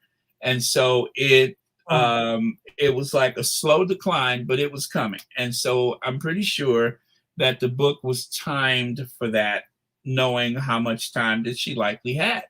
And so, okay, this has happened. So the book is coming. Archetypes will continue. The Duchess was already scheduled for Jimmy Fallon and some other things. She's lost the baby weight. You know what I'm saying? She's down to her fighting weight. A lot of stuff is about to happen. A lot. So if I was the Cambridges, or now the Wales, Prince and Princess of Wales, I would try to make up while I still have a chance, because some things are about to happen, and either you're going to be a part of it, or you're going to get left in the dust. But just people don't care about all this pomp and circumstance. They don't care. They just don't care. And as a matter of fact, there's a protest going on today. There's a protest in London right now. I heard about it, and it was so sad that they're actually talking about how they are using the protest and telling people on Sky News that it's for the Queen, and people are protesting. I don't want you to misquote me, but I know that there's a protest, and that Sky News was trying to tell the world that people were gathered in London to honor the Queen. Oh, shall we go there? Because I have that. I have that. I don't have a video. I couldn't do the video, but let me grab that and I'll show people what you're talking about. Oh, I was as busy as a cat covering up poop this morning trying to put stuff together. Let me see. Where is it? Where is it? Oh yeah, this is just juicy. I mean, I have been salivating all morning trying to figure out what to talk about first, but I do have a couple of photos of that that you're speaking of. Let me grab it here. It's like you can't even imagine. Like, I saw somebody on Twitter who said living in the UK is like living in North Korea. Like, everything is just not true. There's Diane Abbott speaking. Now, this is what you're talking about right there. So Nadine White, now she calls herself Nads White, reported that Sky News reported that the Justice for Chris Kaba march in central London today was a tribute walk in memory of the Queen to support Charles. Chris Kaba, a 24-year-old black man, was fatally shot by the Met Police on Monday. And I'm looking at this, and I'm looking at, I took a screenshot because I didn't want to miss out on it. And then when I looked into it, I was just like, I'm hearing the reporter, and I'm reading what Nadine wrote up there at the top. I'm just like, are they serious? This is what's on the screen. So I went and found it so I could show people for sure that it's not for the Queen. It's not for Charles. This is a protest. And also take a look there. We stand united for Black lives, seeking justice for Chris Kaba. And this is telling people to assemble at 12 p.m. Parliament Square, march to Scotland Yard. That's what was on the television, not people going to support Charles. This is not like the end of a Star Wars movie where they all come together for the Empire. That's why I put that slide there, because I wanted people to know that it was this and not this. Like, all the realms are gathering to show support for Charles and to remember the Queen. They ain't thinking about either one of them. They want justice for someone. And just to give you guys a little background, he was in his car, and the tag reader read his license plate because his car was in the area where something happened. Not that he was accused of anything, not that they even knew anything about him other than the car was in his name. And so when they saw the car come up on the license plate reader, or they went to where they figured his car would be, they ID'd the car. And while he was sitting in the car, he was shot dead. Now, somebody tried to say, well, he tried to ram the police. No, the car did not move. There was no firearm in the car. Now, apparently, whatever the incident was, they said it involved a firearm. As far as anybody knows, Chris had nothing to do with whatever happened with somebody, someplace, somewhere to do with a firearm. He had nothing to do with anything with the police. It's just that his car, among other cars, the tag was red in that area. And so because of all of the thousands of cameras around London that constantly record people, which, by the way, I'm going to tell you a statistic I heard about 5 years ago, that when you walk out your house in London, you are filmed or photographed at least 200 times, more than any place in the Western industrialized world.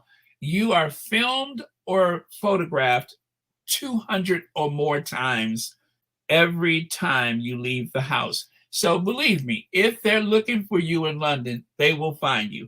If you're not covering your face, they will find you.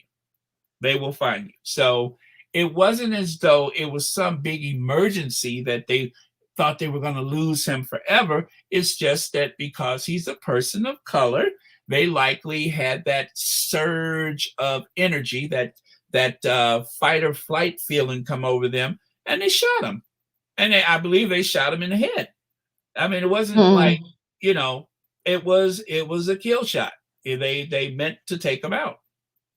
And then they said, oh, well, they tried to resuscitate him, but he died 2 hours later. He was dead when you took him out the car. He was already dead. Absolutely. So, And Baron, and it is in this light that you see the reaction that came from, so CNN Africa, they had this African reporter, and even BBC, right? So they go and they say, oh, the Queen had a wonderful relationship with Africa. She was on a first name basis with Mandela. Oh, they called each other. They had such a wonderful relationship. And so people, of course, went there and they said, oh, if she was such a good friend, why was he in prison for 27 years? I never heard that, but that is brilliant. Yes, if they were such good friends, why you ain't bail them out? So it got so bad that they had to shut off the comments. I never heard that, but I love it. I love it. That says so much. Yes, if they were that close, why didn't you get them out of jail? Yep, Absolutely. That was one of your realms at one time. You could have had some kind of say, but no, you didn't. Oh my God, I love that. I love it. Thank you for sharing that with me. There was so much energy that was coming from Africa. It was so good to see. And it just shows that people are becoming very woke, people are becoming very vigilant, and people are also not accepting the sanitized version of history. There was a lot that was said on Irish Twitter. And there's even something called Welsh Twitter. I didn't know about it, but the Welsh Twitter pointed to us that as far back, I mean, very in this like recent past, in 1967, under Queen Elizabeth II's reign, Welsh was outlawed as a language, apparently, because they wanted them to speak English.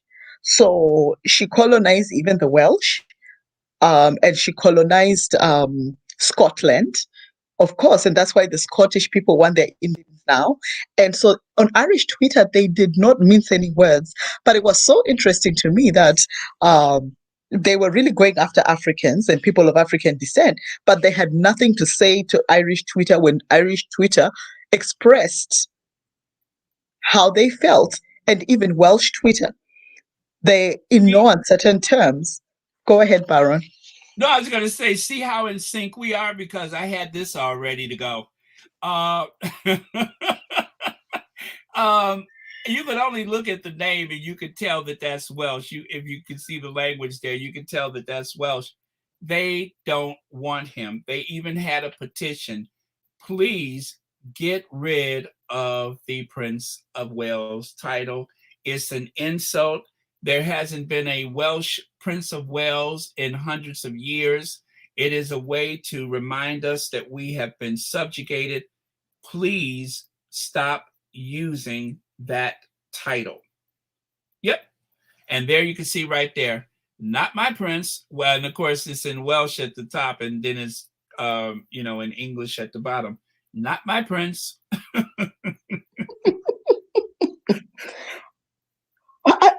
I it has been refreshing to actually see that people are speaking up and people are actually saying what is going on and people are expressing what this woman meant to them in their own culture.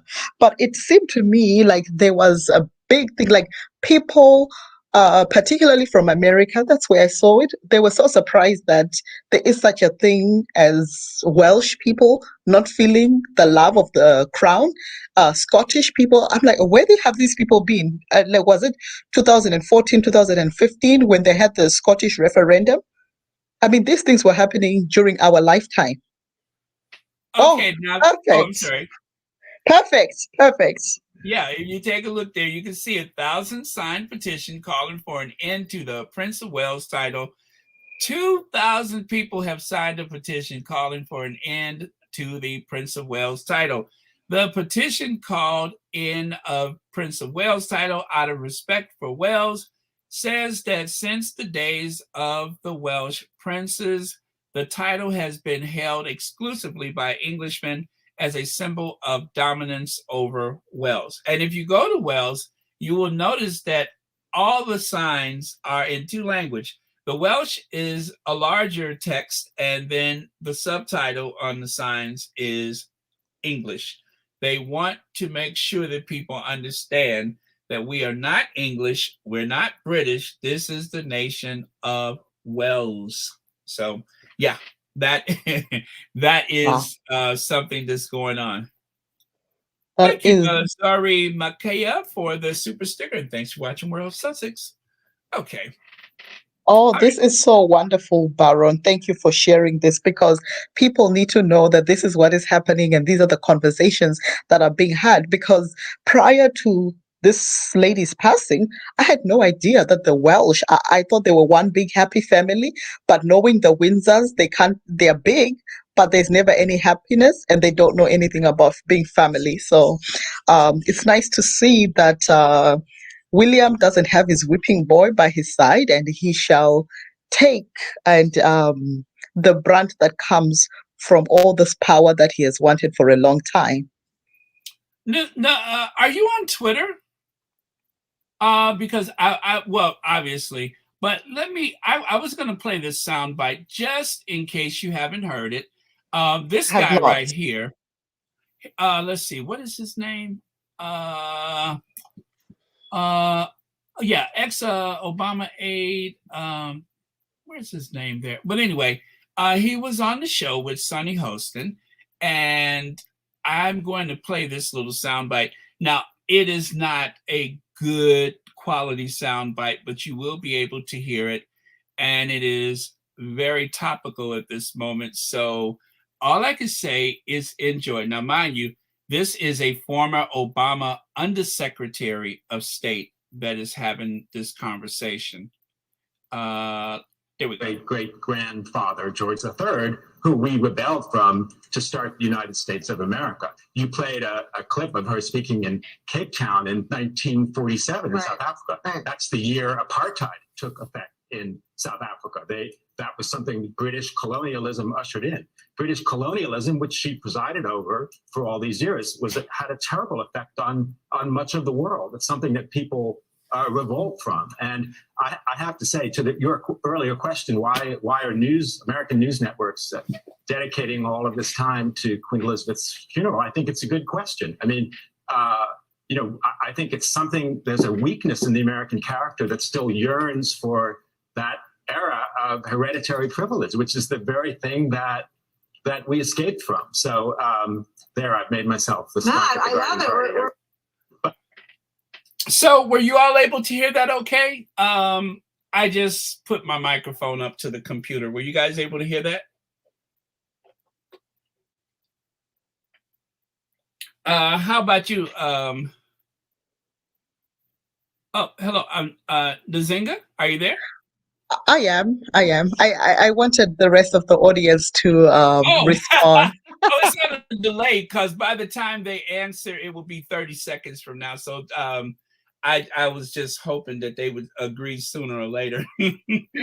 Absolutely. It has been really refreshing because I was looking at the people and how they were responding. I saw Kris Kardashian come out and say, oh, she was a girl boss, whatever they were saying. But it was so refreshing to hear that there were people who actually, like in this particular man, I applaud him because in America, because of political correctness, people don't like, they say it's woke culture, cancel culture, it's consequence culture, right? They don't want the consequences to discuss the Queen's heritage, her legacy in the colonies, because the Queen, she is a grandmother, but she is not our grandmother, but she put our grandparents in concentration camps in South Africa and in Kenya and throughout a lot of places throughout the world. It was during her reign, as he indicated, when South Africa actually adopted apartheid. And they always play that stupid speech where she says, this great imperial family that we all belong. She was not talking to us. Okay. I hate that speech, and every time I'm like, oh God, would you stop it? I hate that speech. I promise that with all my life I will, and with our great imperial family, in which we all belong. Every time I hear that, I cringe. I'm just like, ugh. Exactly, because she wasn't, and this gentleman is absolutely correct, because that speech was made to the colonizers. To give people a brief history of why there was a lot of backlash, and I think I sent you, Baron, a video that came out of CNN Africa, where, I mean, that's the homework I didn't do. That's fine. I'm sorry. But there was a lot of backlash, and to just bring context, it's like what we talked about when that very, very bad hashtag came out of South Africa. It's so interesting to me that all those people who were swearing against Meghan, right, today they are so silent, they cannot defend. They were defending the colonizer. Mm-hmm. All those black people in South Africa, oh my gosh, they couldn't just stop. Oh, Meghan, you're a liar. Meghan, you are this. But today, the colonizer has been exposed. They are quiet. I want to hear Nelson Mandela's grandson, stand up for his own people and begin to actually say the truth about the legacy of Queen Elizabeth in South Africa. Because he had no problem standing up against Meghan and calling her all sorts of names. What did he say? This is an insult. This is an insult that you're insulting us with all this stuff about whatever nonsense he was talking about and putting Meghan's name in the mud. How come all those Africans cannot stand up right now and talk about the true legacy of colonialism in South Africa? Where is Nelson Mandela's grandson right now to challenge and to see why he was defending Elizabeth and her legacy in South Africa?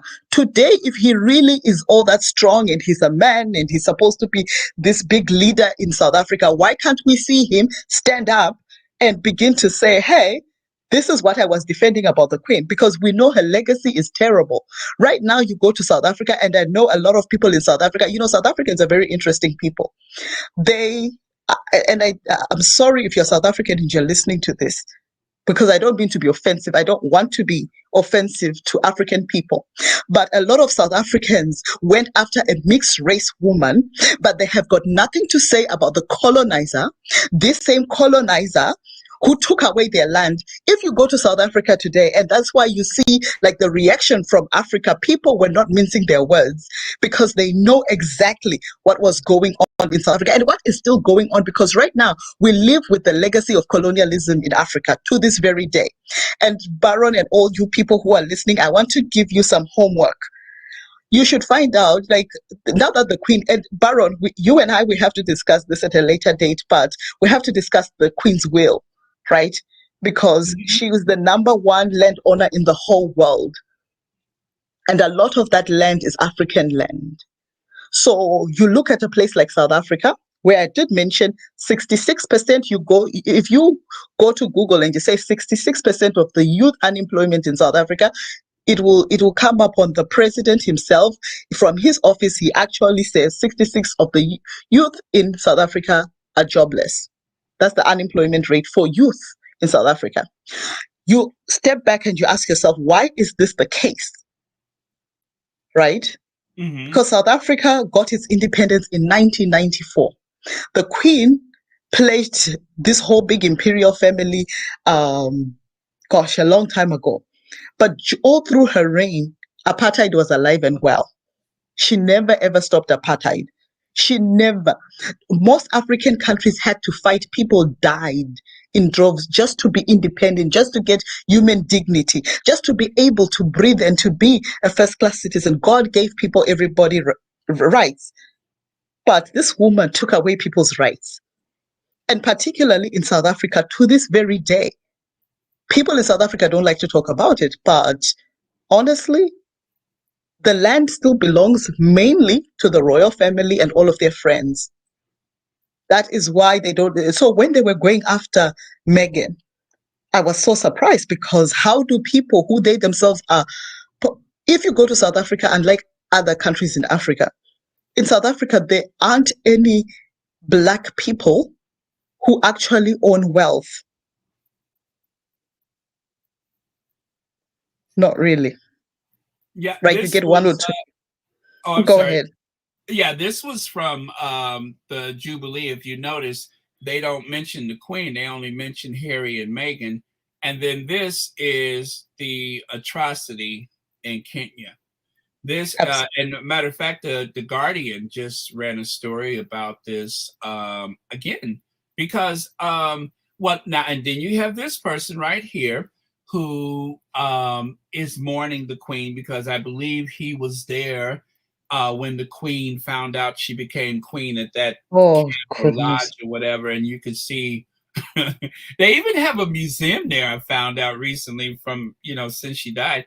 They still have a museum with artifacts from her visit when she went there, a girl, and when she left, she was a queen. And then, of course, there's Nelson Mandela, remembers the Queen legacy with mixed emotions. Yeah, that was something I was going to talk about today anyway. So since we are already there, might as well. And then, of course, about her story. Where she had that tweet that has been removed by Twitter. And then she was attacked by Jeff Bezos for having made such a tweet. And, by the way, this has nothing to do with anything. This is an illustration of the Queen taking her Elizabeth line to you decide.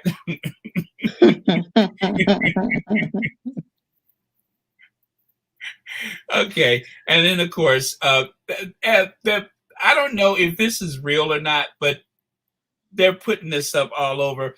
I think what they're trying to do is they're trying to get people into this fever pitch of grief, so that they can grieve Princess Diana. I think that's their goal, is that they can outgrieve the death of Princess Diana. And they tried to do it with Philip, and nobody was biting. And so they're going to try to do it one more time. They want everybody wailing in the streets and everything for the Queen's funeral. We'll see how it goes. But I think the unfortunate thing for the institution is, as we're talking about this right now, is that people are actually talking about colonialism instead of mourning and how much of a shock and a loss this is for the country.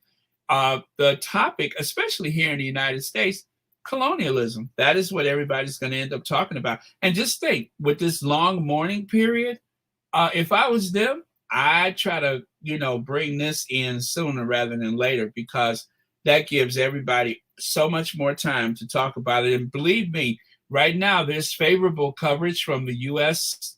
Country television, except for MSNBC. But pretty soon, everybody's going to be talking about it. Watch, by the end of next week, it's going to be all colonialism all the time, because it's too much there, and it's a counter narrative, and that talk of colonialism is what's going to keep people's interest. Because when you ask people, well, what has the Queen done? That's a short conversation, ain't it? Very. I ain't trying to be funny, but that's a short conversation. She steadied the nerves in times of trouble. And what else? She's been she steadies the She is devoted to duty. She's a constant. That's the other word. A constant. That's right. And she's a constant. Yeah. Okay. Now, what about those reparations? I'm telling you, that is going to be the big conversation, is reparations and also the economy and colonialism. Those are going to be the big conversations.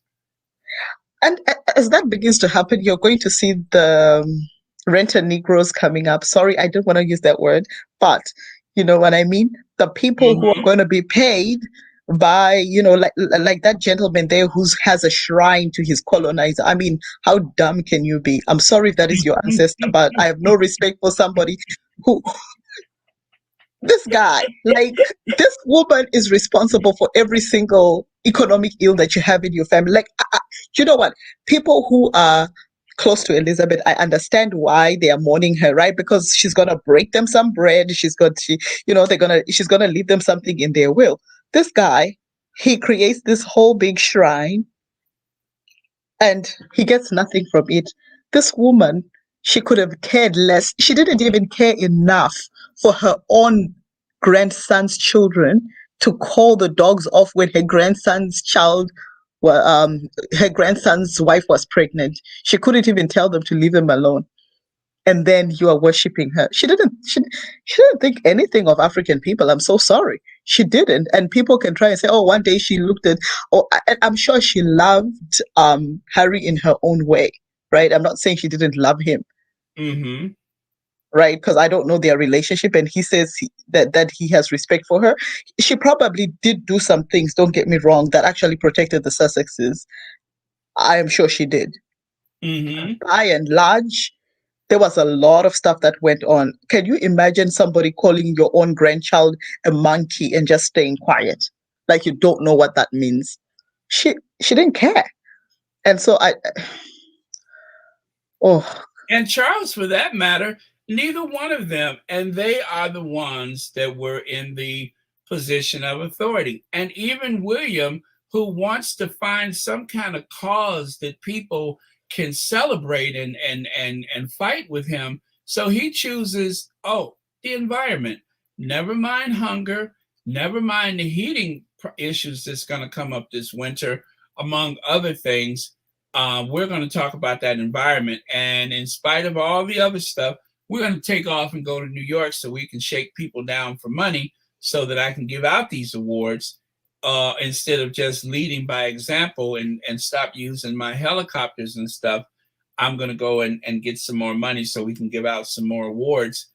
All of that is going to come back and bite them big time. And I'm shocked. I am shocked that this fast, I mean, it was one day, and only a Royal Sussex, I was holding it back for one day. I gave it a day. But because it didn't make sense any longer, we're having this conversation now because it's everywhere. It's everywhere. And it's not just on social media.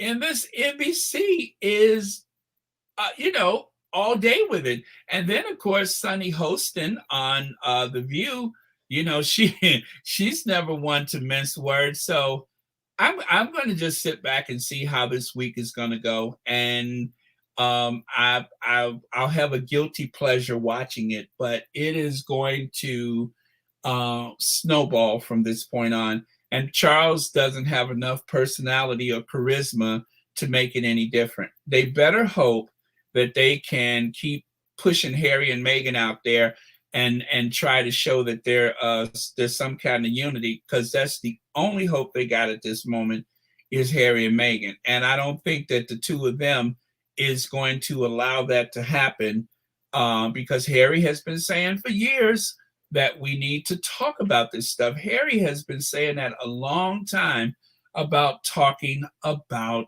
the Commonwealth, the empire, colonization, or whatever. He's been saying that people need to be heard, and they ignored him. And then what happens? Will and Kate goes off to the Caribbean and come back with their tails tucked between their legs. I mean, literally humiliated. They should have been so embarrassed. But they have no shame. But for me, Baron, I take it like a different approach. I don't want Harry and Meghan to become the face of the monarchy. They get no benefits from the monarchy. And if there are no benefits from the monarchy, I don't want them working for the monarchy, because you are not going to use Archie and you're not going to tell me that Archie is inferior and he can't get a prince title, but you want Archie standing next to you so that you can get brownie points with brown people and black people. I'm so sorry. I do not want them to be front and center. They chose William. Charles chose William. Let William be the face of. We already know William is a colonizer. We have seen him having no problems being propped up by people of color, moving around like William the colonizer. That's who he is, and let him. And one thing that Queen Elizabeth was really good at was throwing a stone and hiding her hand. People didn't see her really for who she was. She was very, very good at that. But right now, I am so glad that Charles and William are emotional, that they don't do that. I want to see them come out, and I want William to be the face of the British monarch and everything that comes with it, because I don't think that we'll ever have progress if Meghan and Harry's children are allowed to kind of be a cover. No, Charles doesn't love those grandchildren. He has never acknowledged them as his own. And so, no, I don't want Meghan and Harry to be the face of the monarch. The face of the monarch is really Camilla. Absolutely. That's who she is. I read a paper where the person said the side chick is now the queen. And I was so glad that I saw that headline. I'll send it to you, Baron. And the person said, hey, the side chicks rejoice because the side chick is now the queen. And it is very important. I saw that. Yeah, the side piece is now the queen. I saw that. Yeah. And it's important that that is the story. That's who the Windsors are. They are people who, I don't know, there's nothing. I think the only good thing that came out of that Windsor clan is Prince Harry. And of course, Meghan and their children. Just so that everybody else misunderstanding, I don't want them to be the face of that family, but I think they're going to just try to use them throughout the funeral to try to diffuse all of this conversation that people are having. It's not going to work, but I think they're going to try, which is probably why they had them do the walk today, the walkabout, so that they could try to diffuse some of this all white, all the time, aristocratic family. I believe that's what the point of it was to show that there's unity, because if you got people having these conversations and Harry and Meghan are being, treated others like others all the time, then that's only going to make the situation worse. Like today, when they were, this happened. So I'm just like, okay, where's Harry and Meghan? And that was like disturbing to me, because I thought up until the funeral, they were going to just leave them almost like prisoners at the Frogmore. And that made me very uncomfortable. And then when I saw this, I'm like, okay, I'm glad to see them, not necessarily with those two, but I'm just glad to see them, just to know that they're okay. So I think that if this is a big hit, they're going to try to do some more of this, because remember, they got over a week until the funeral. So they're going to do as much as they can to try to show that they are unified. This way, while the world is looking at them and saying, oh, what a bunch of racist people, they could keep rolling out Harry and Meghan to show, oh, no, we're not. Oh, no, we're not. But I just don't think Harry's going to let that happen. I don't think that they are going to allow themselves to be used like that. So let's see how it goes. But I think that if I was at Kensington Palace, in which they are not that bright either, but if I was part of this crew, I would try to get as much FaceTime with Harry and Meghan until the whole service is over with as possible. That's what I would do. They won't do it because they're too prideful and they're too afraid to let Harry and Meghan have center stage. So they're not going to do it. But if they were smart, they should at least try. But, you know, I ain't trying to help them. It's nothing that they ain't thought of themselves. But I'm just saying that would be the only card that they could play right now, because otherwise it's just more and more talk about colonialism, reparations, racism, atrocities, and genocide. That is the big talking point. And when people say, well, what did the Queen do? Well, she kept our nerves steady. But you know, the royal family, Baron, they never, like, you're showing this, right? Princes William and Harry, and Meghan and Kate are reunited and all reunited in grief. But Rebecca English just tweeted, Harry and Meghan viewed the floral tributes, but only William and Kate stayed to meet the public. Can you imagine? Like, Meghan was on CNN and they're still doing this. Like, they're not serious. What they want to do is to just have performative allyship, because they want us to stop having the colonial, the conversation about reparations, colonialism, and the Queen's legacy. But they don't mean this. And I think the less interaction that the Sussexes have with the Wales, the better, because we don't want a situation, because so before we knew that the Queen was going to die, right?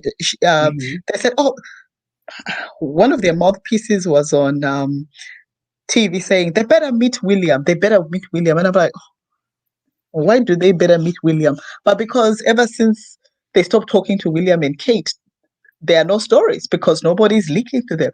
So the less time that they can have with William and Kate, the better it is, because William and Kate, all they're going to do is to try and undermine the Sussexes all throughout. I don't see them changing, and I really believe that William, he's pretending to be nice because he wants to be seen as the bigger person, but he will do these things and then he will go away and he'll go to tell his friends at the Daily Mail to attack Meghan. Well, you know, that's what happened. What's his name? Nicholas Witchell, whatever his name is, Nicholas Witchell. That guy that he's a correspondent for BBC, and and BBC is supposed to be impartial. He's always dragging Meghan. And he was on the other day, and he was the one that, I believe he was the first one to say that Meghan didn't want to go to Balmoral, because she was afraid she wouldn't be well received. He started that on the BBC. He sat there across from the other guy, and then all of a sudden, it became the big talking point. And that was something that was leaked. And as one of the squaddies said yesterday, I think it was on Duchess of Success, someone said that the reason why, or was it Duchess of Success that said that they could not allow Meghan to be there and Kate is not. Because Kate, of course, you know, everything is protocol. Kate is supposed to, Kate didn't want to be there. Kate doesn't want to be here. Kate didn't want to be anywhere. I don't think she wants to have anything to do with any of it. As far as I can tell, the fact that she didn't go up there with him the first time, but Sophie went, She didn't go to the function today, but Camilla was there. Then how come the Princess of Wales wasn't there? And it is, and if you look at the distance between her and William, she doesn't want to be here either. She doesn't want to be anywhere. I don't think she wants any of this right now. That would be very strange, because isn't this what she wanted all her life? To be the Princess of Wales? This is what she wanted all her life, not Kate, her mother. Her mother is the one who wanted this. Her mother already has her coronation gown picked out for Kate's coronation. She's the one who really wanted this.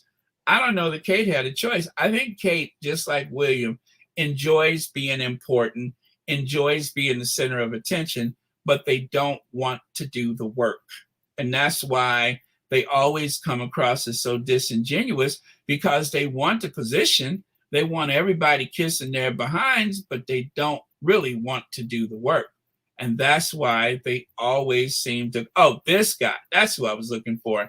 He's the one who, matter of fact, do I have that other slide? No, I do not.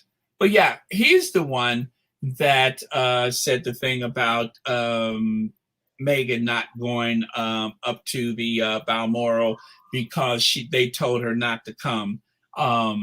You know, and it was said that Harry was set to go, and I don't know which one of those are true or not true, but the point is the information was leaked. Somebody leaked it to the press. Otherwise, just like when they were, and where's that at? When Harry was on his way up there, all day, it was leaked that Harry wasn't there. You've seen all these, right? Meghan head to Scotland. I mean, let's see, Harry and Meghan head to Scotland. William, Charles. It was so important to throw Harry and Meghan in there twice. Mm-hmm. These are like, how far apart? 8/22, 8/21 is when they updated these on the same day, right? Harry and Meghan is on their way to Scotland to see the Queen. And then they were disappointed because when the plane opened up, just like in one of those alien movies, William stepped out, and it was just like, ugh, you know, it was nothing but disappointment, because if it's William, there's really no story. It was just like, oh yeah, it's William, and yeah, it is Sophie and Edward, but yeah, and that was it. You know, they didn't even have Kate. Not that that would have made a difference. And then here you can see Harry and Meghan lost years with the Queen. So you got just one nasty headline after the other. And Meghan, oh, there it is. Meghan may have stayed, and let's see, BBC correspondent. Yeah, it was Nicholas Witchell that said that, that Meghan didn't go. Somebody leaked that to him from the palace. It may or may not have been true, but the point is they got the license to say that from the palace, because as we know, the calls are coming from inside the house. Somebody phoned it in, called it up, some aide or whatever, and the next thing you know, you have the humiliating, embarrassing headlines, as many as they could throw out there, whether or not it was true. And then later on, we find out that not only did Harry not make it in time, we find out that none of them were there on time.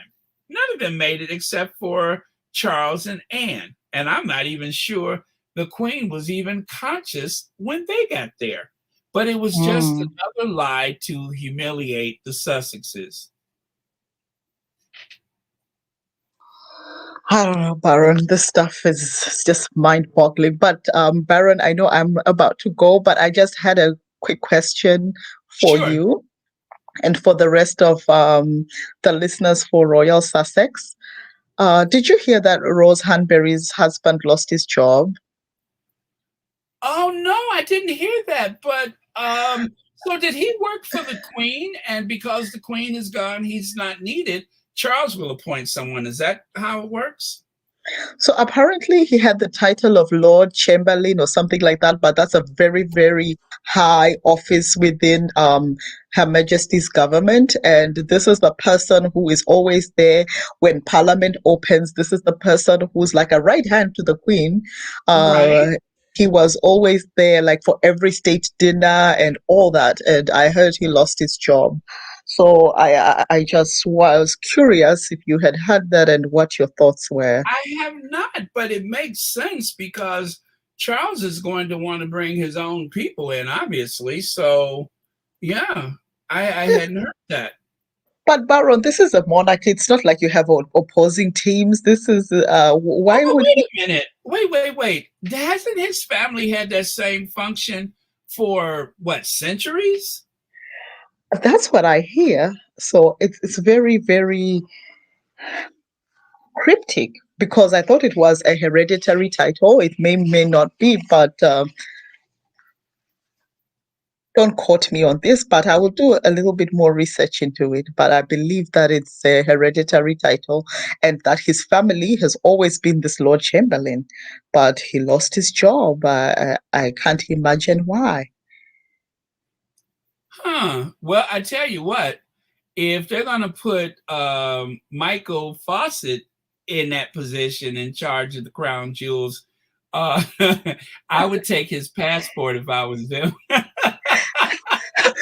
So apparently, this is just something that is part of the aristocracy. You have to be part of the aristocracy, like you have to be and not just part of the aristocracy, but you have to be very wealthy within the aristocracy to be part of this Lord Chamberlain, because you know how they preserve power in England. So I don't think Michael Fawcett, but I'm sure Michael Fawcett will have a very big position Oh, in yeah. Queen Well, Camilla. Charles let him go, but he stays somehow employed because of Charles, right? Kind of like with Jason Knopf. Jason was let go, but not really because he's still in charge of the charity or something like that. So I don't suppose that Michael Fawcett will stray too far. I mean, I don't think he's gone for good, and even right now, with all of this attention going on with other things, it might even be time to bring him back, especially since he knows where all the bodies are buried. So,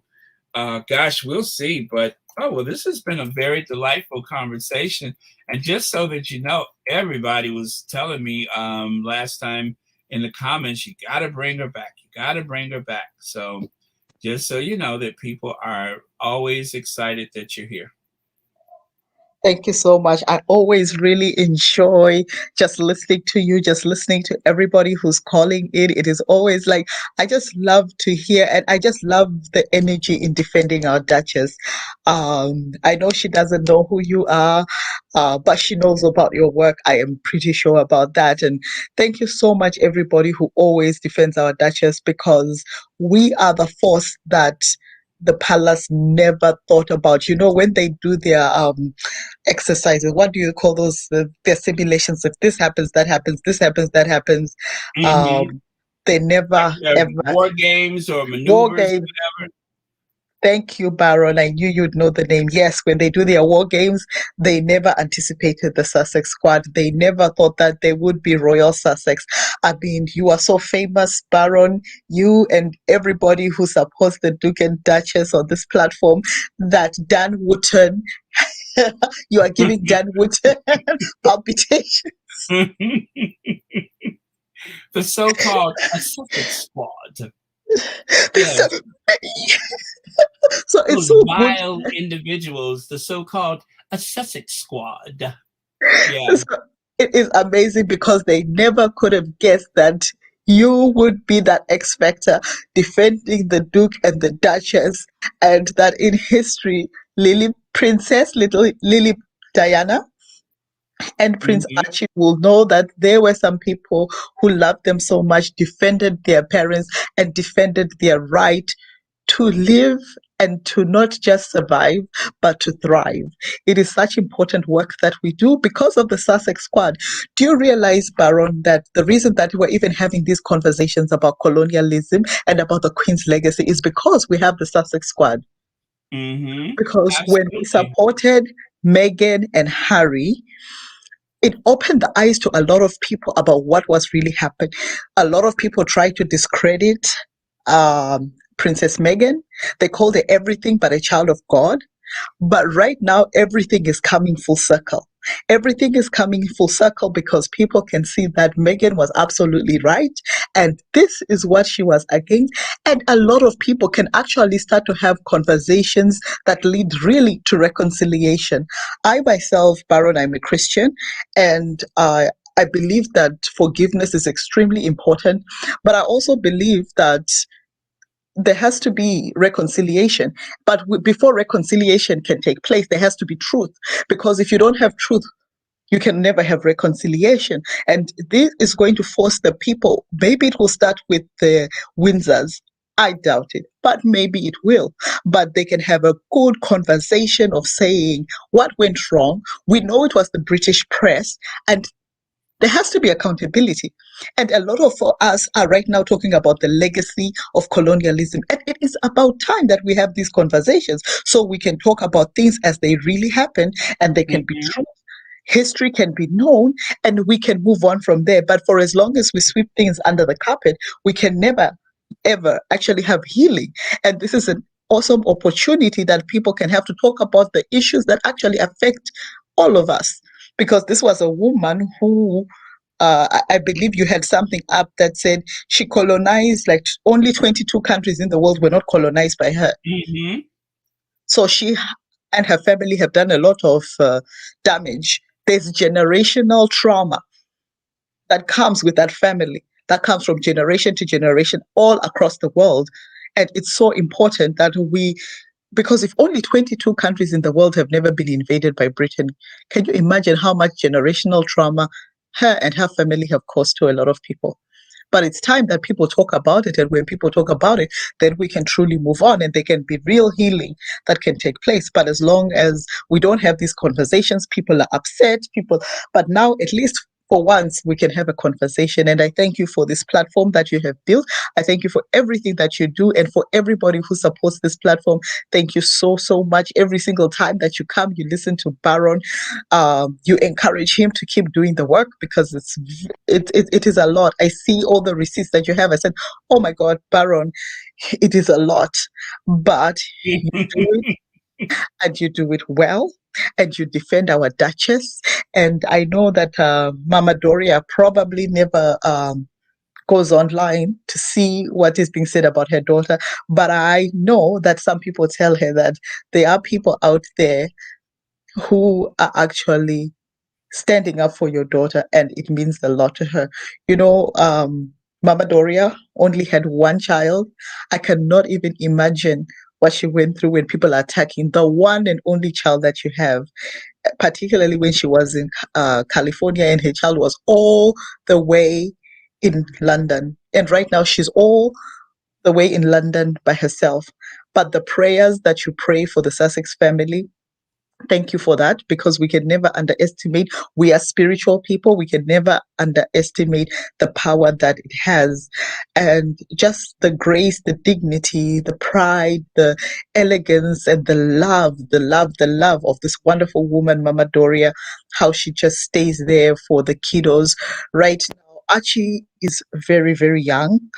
And so is Lilibet. I'm sure they're wondering where their mommy and daddy are. Meghan takes Archie to school, but Mama Doria is having to be all those things to those children. She has to be the mother, the father, the everything to both Harry and Meghan. And they're two wonderful children. So thank you for what you do, because you are standing right there with Mama Doria and practically being family. So thank you so much, everyone. I know I go on and on about the support, but I, for one, really appreciate everything that you do for this wonderful family. I love them so much. I'm so inspired by what the Duchess did this last week when she was in Manchester. The young leaders were so happy that she was there. They feel inspired. There's so many great things that are going to come out of these two being together. I believe they're together by divine appointment. I believe that destiny brought them together. I honestly believe that. And so many great things are going to come I out of believe this that couple. too. I believe And that too. I wholeheartedly believe that it was I know you destiny. absolutely destiny that brought them together.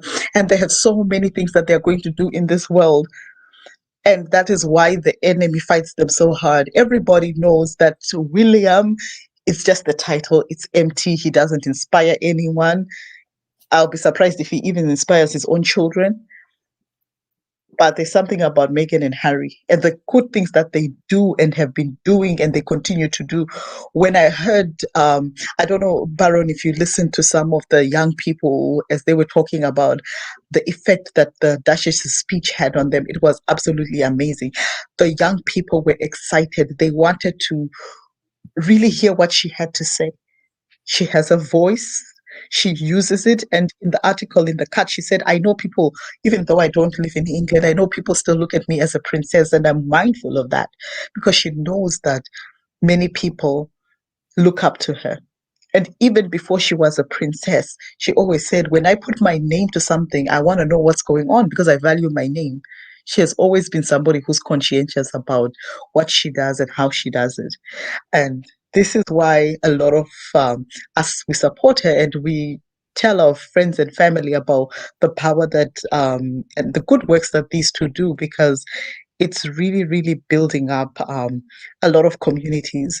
You know, Prince Harry's charity Center Ballet, and I know the fundraiser is still going on. Please, please support that because Prince Harry is a privileged prince from England.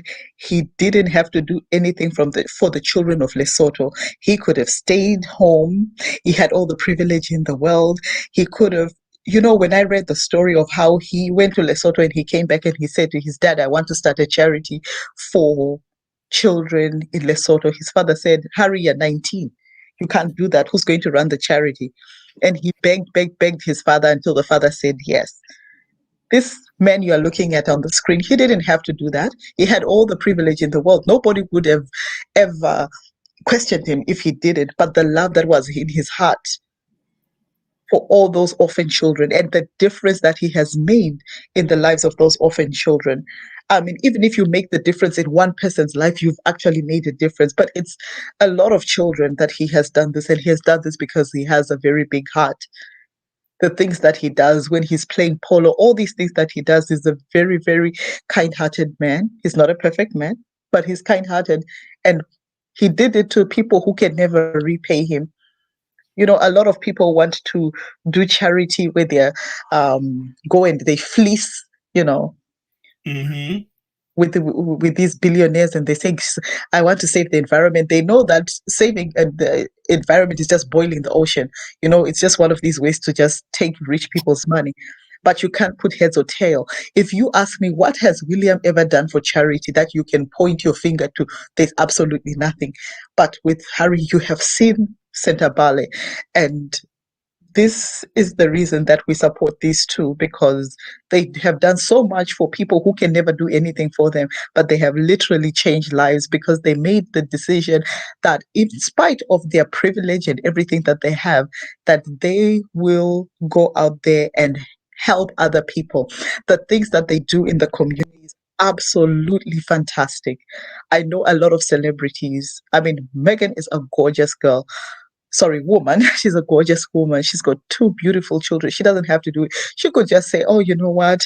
I don't have to push myself because after all, I've got two small kids. But she does all these things because genuinely in her heart, she wants to help people. So thank you so much, everybody. As we go through that final mile of the Center Ballet fundraiser, please just dig deep again because it certainly goes it's a worthy, worthy cause. And I can see some of the messages. Thank you so much. Baron, I'm feeling the love. I'm really feeling the love. Well, again, thank you so much for being here. And definitely, you'll have to come back again for sure. And next time, I'm going to do the homework. But either way, I think we're pretty much in sync most times. So, but yeah, and I'm always glad for this opportunity. And sorry it took so long to get you on here, but you know some things had changed, and you know just the same, I'm very, very, very grateful for you to be here. Very grateful. So thank you very much. And yes, you are feeling the love because, as I said, people were hoping that you would come back, and I didn't say for sure it was you. I just said we had a guest, and I know everybody's pleased. So thank you once again. Oh, Cypher, yeah, I think I did yours already, but yeah. So okay, so we'll be in touch, and thank you very much. You guys do some flowers or applause in the comments to say thank you. And then I'm going to have a couple of more things that I'm going to share with you guys, and then I'll be done myself very soon. So thank you, Nzinga, and please come back again soon. All right. Bye now. Okay, bye-bye. Thank you so much. Okay. All right, you guys, I do have a couple more things to share. Oh, thank you. Thank you. There's some flowers, hearts, applause, more applause, flowers, hearts. Oh, you guys are very, very kind. See, thank you all for not embarrassing me. Y'all know how to act when we got company. Oh, man. So let me see. The good thing is now, and you know what's so cool is that we're in such sync with each other that most of the slides that I had ready to use today, I already went through them. I think it was just like maybe just one or two that I didn't. Let's see, that I didn't use. And that was this one. Oh, let me get rid of this. There we go. I could have saved it for tomorrow, but I'll just share it with you right now. Queen's eldest son, Charles, automatically becomes queen. I love it. Now, of course, when I saw that, Queen's eldest son, I was like, oh, they said the eldest son, not the youngest son, because when I saw, son automatically becomes queen, you know what I said? Edward? I thought he got crowned some time ago, but no, they were talking about someone else. So, it wouldn't have been me if I wasn't messy. But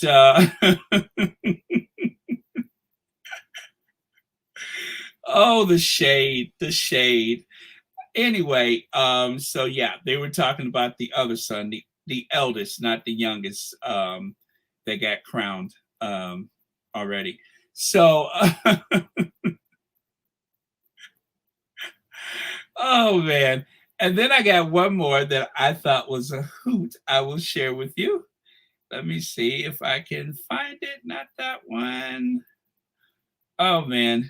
Oh, you guys are gonna love it. You guys are going to love it. You actually got a peek of it already, but I don't think you got a good look at it. Would you all please tell me that the new prime minister does not look like one of the children of the corn? Does this chick not look like one of the children of the corn? I promise you, when I saw her, and by the way, if you're wondering, she doesn't walk like that. That's a curtsy. As you know, she has been a bit of a anti-monarchist most of her life, which doesn't explain why she's prime minister right now. But and yes, it hasn't escaped people's notice that 2 days after visiting the Queen, anyway, I won't say it, but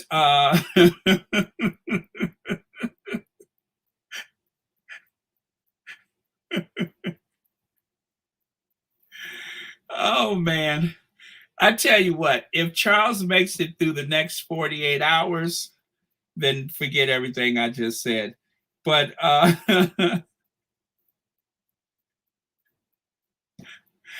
I saw her.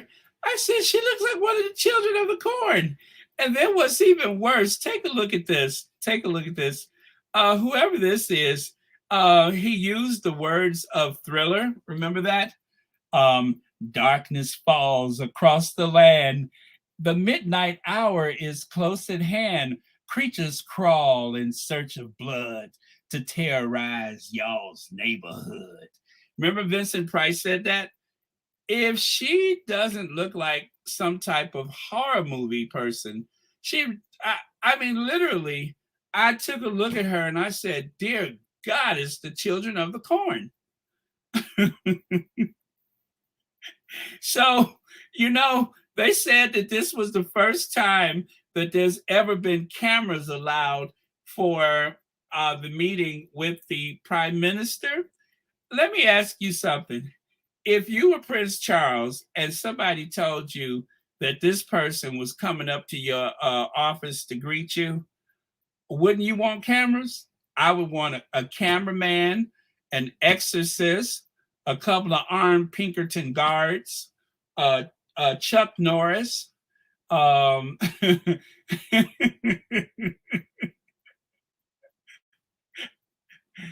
third battalion. I mean, there's a lot of people I would want in the room.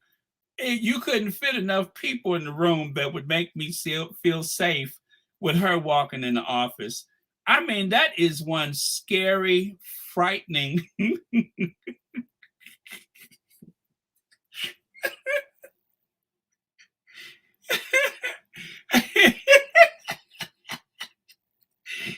at her eyes. Look at her eyes. Woo! Look at her. Could you imagine that? Lord have mercy. Could you imagine if somebody knocked on the door and said, "My car has run out of petrol. May I use your phone?" Hell no. I just slammed the door. I'd be like, "Nope." I mean, Look at her. No. Nope, I don't have a phone. I know it's 2022. I don't have a phone. Sorry. Yep, sorry. And I'm not turning my back on you either. But that's the new prime minister. And like I said, she saw the queen. 2 days later, here we are. Well, 4 days later. But yeah, that's Prime Minister Corn. What is her real name? It's Liz Truss. Liz Truss. I don't trust her. Thank you so much, Black Queen, for the super sticker. But yeah, good luck, Charles. And you're going to have to see her, every Tuesday, every Wednesday? Lord have mercy. I wonder,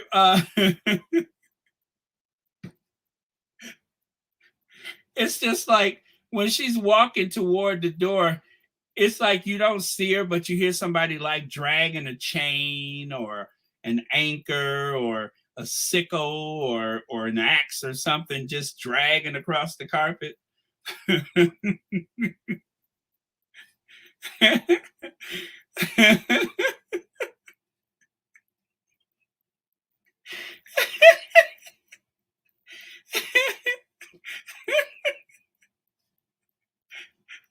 Darkness falling. I wonder if that was the oath. I wonder when she became prime minister, did she have to take an oath? Maybe that's the words to the oath. Maybe that's her oath of office. Darkness falls across the land. The midnight hour is close at hand. Creatures crawl in search of blood to terrorize y'all's neighborhood. Oh, Lord. Well,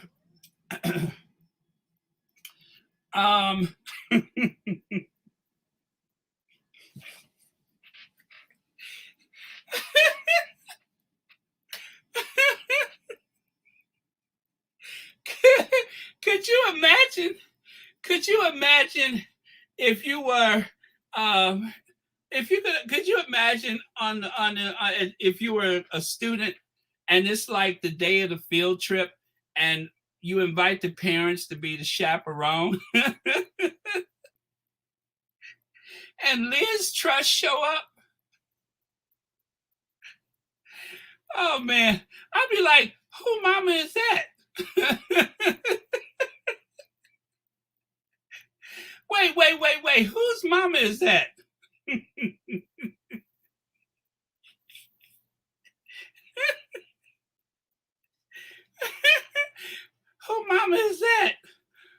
Oh, Lord. Uh,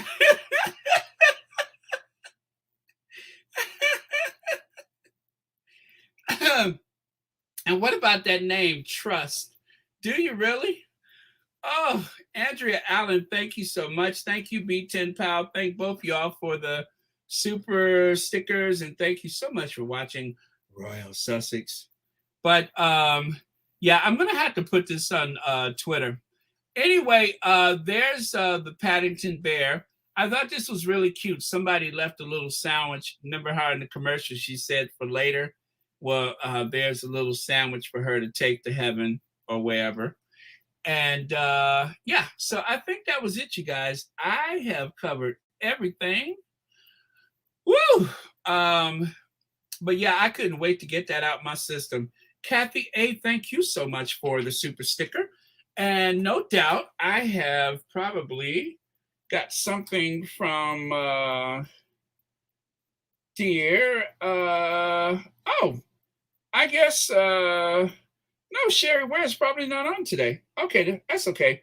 I think I read everybody or displayed their donations, but thank you all so much. It has been incredible on Royal Sussex today. Oh, you know what, guys? I ain't through being shady yet. I ain't through being shady. Hold on, take a look at that.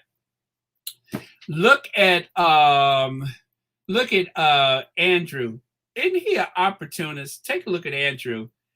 Andrew, I told y'all Charles was in character, right? Who's the better actor, Charles or Andrew? Look at them little fat dexterous fingers in the. Are you really praying? Are you really that desperate to get people to buy what you're selling? Look at him, and that's probably why. That's probably why the Countess of Wessex is kind of looking like, oh God. Do you see everybody's face around him? Like, you're overdoing it. You know, they can't move their lips because they're supposed to look like a supportive family. But what they're really saying is, you're overdoing it. It's too much. You're overdoing it.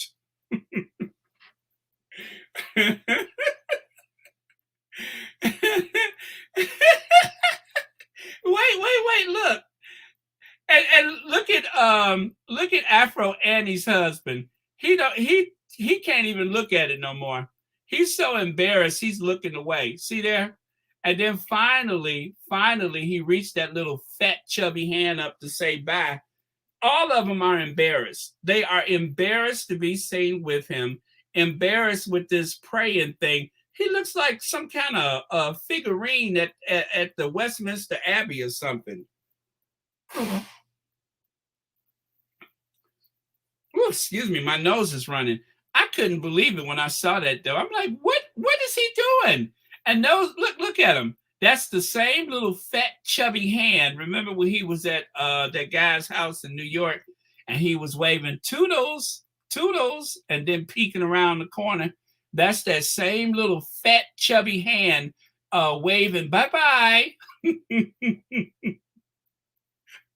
Toodles. Let's see. And this is what he did when Philip died. When Philip died, he got out there in front of the cameras looking all pitiful and everything, trying to get people to feel sorry for him. And you can see he's still at it by standing up there, literally. He's standing up there looking like he's in the Vienna Boys Choir. I mean, you're a little old for the Vienna Boys Choir, aren't you? Or to be around anybody's children for that matter. But aren't you a little too old for the Vienna Boys Choir? Toodles. Okay, y'all. I think I have clowned enough for today. But I just couldn't leave without sharing that with you. And also, of course, without sharing that with you again. There we go. Angry Charles.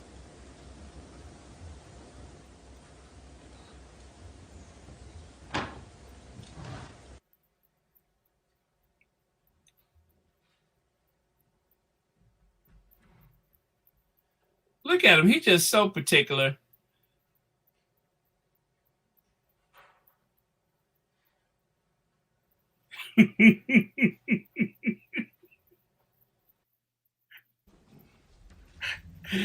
Oh, man. Oh, well, anyway, that's King Charles III. So let me be respectful of his office now. That is King Charles III. But if you ask me, he a little cray cray, but it runs in the family. He a little cray cray. All right, you guys, thank you so much. It has been a pleasure.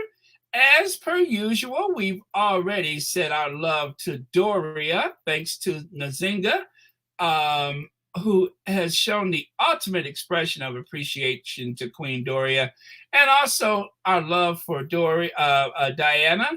And if you guys would please give me a last word of the day so we can push on out of here. Let me see.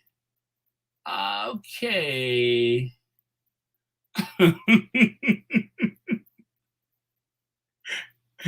Oh man, yeah, he's a little cranky. Let me see here.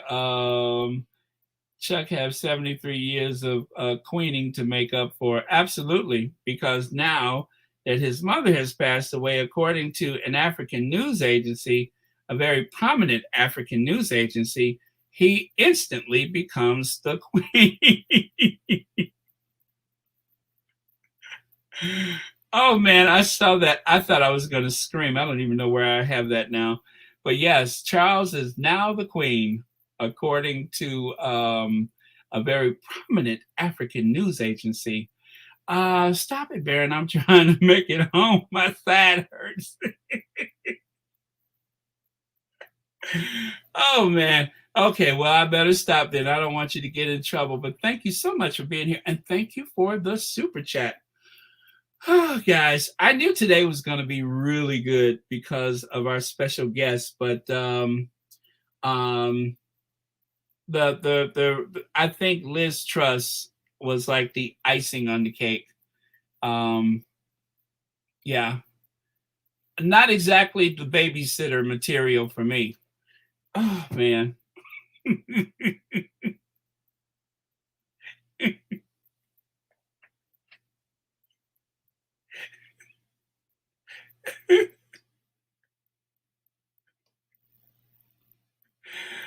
Oh, okay. I gotta stop. I gotta stop. I gotta stop. I gotta stop. But whoever this Marky P is, when I saw him put that caption up there, now mind you, he only said that because of her picture. I added the Children of the Corn, and I said, okay, if I'm going to share her picture, I gotta do everything together so it makes sense. So thank you, Marky P, for reminding us of the words to Thriller in relation to Liz Truss. Okay, last word of the day. Who shall that be?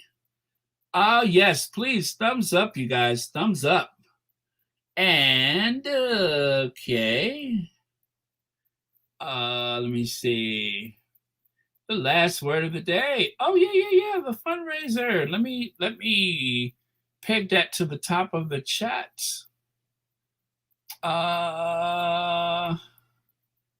Let's see, the fundraiser.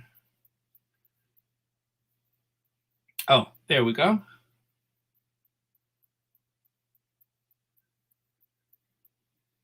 Oh, sorry, you guys. Oh, there it is. I see it. And it is pegged to the top of the chat. There you go. All right, you guys. The last word is oh, thank you, B10 Pal. Last word of the day. Good to hear from your guest. She was really very good. Thank you, Valerie. That is the last word of the day. Thank you for the very special guest being here. She is really very good. So that's our last word. And now let's gingervange and let's what is the other one? Madam Duchess ourselves out of here. And I will see you all tomorrow And let's keep watching out for the Sussexes, keep praying for the Sussexes, because they definitely need our prayers. I am so glad that they are okay. That is more important than anything else to me right now, but okay.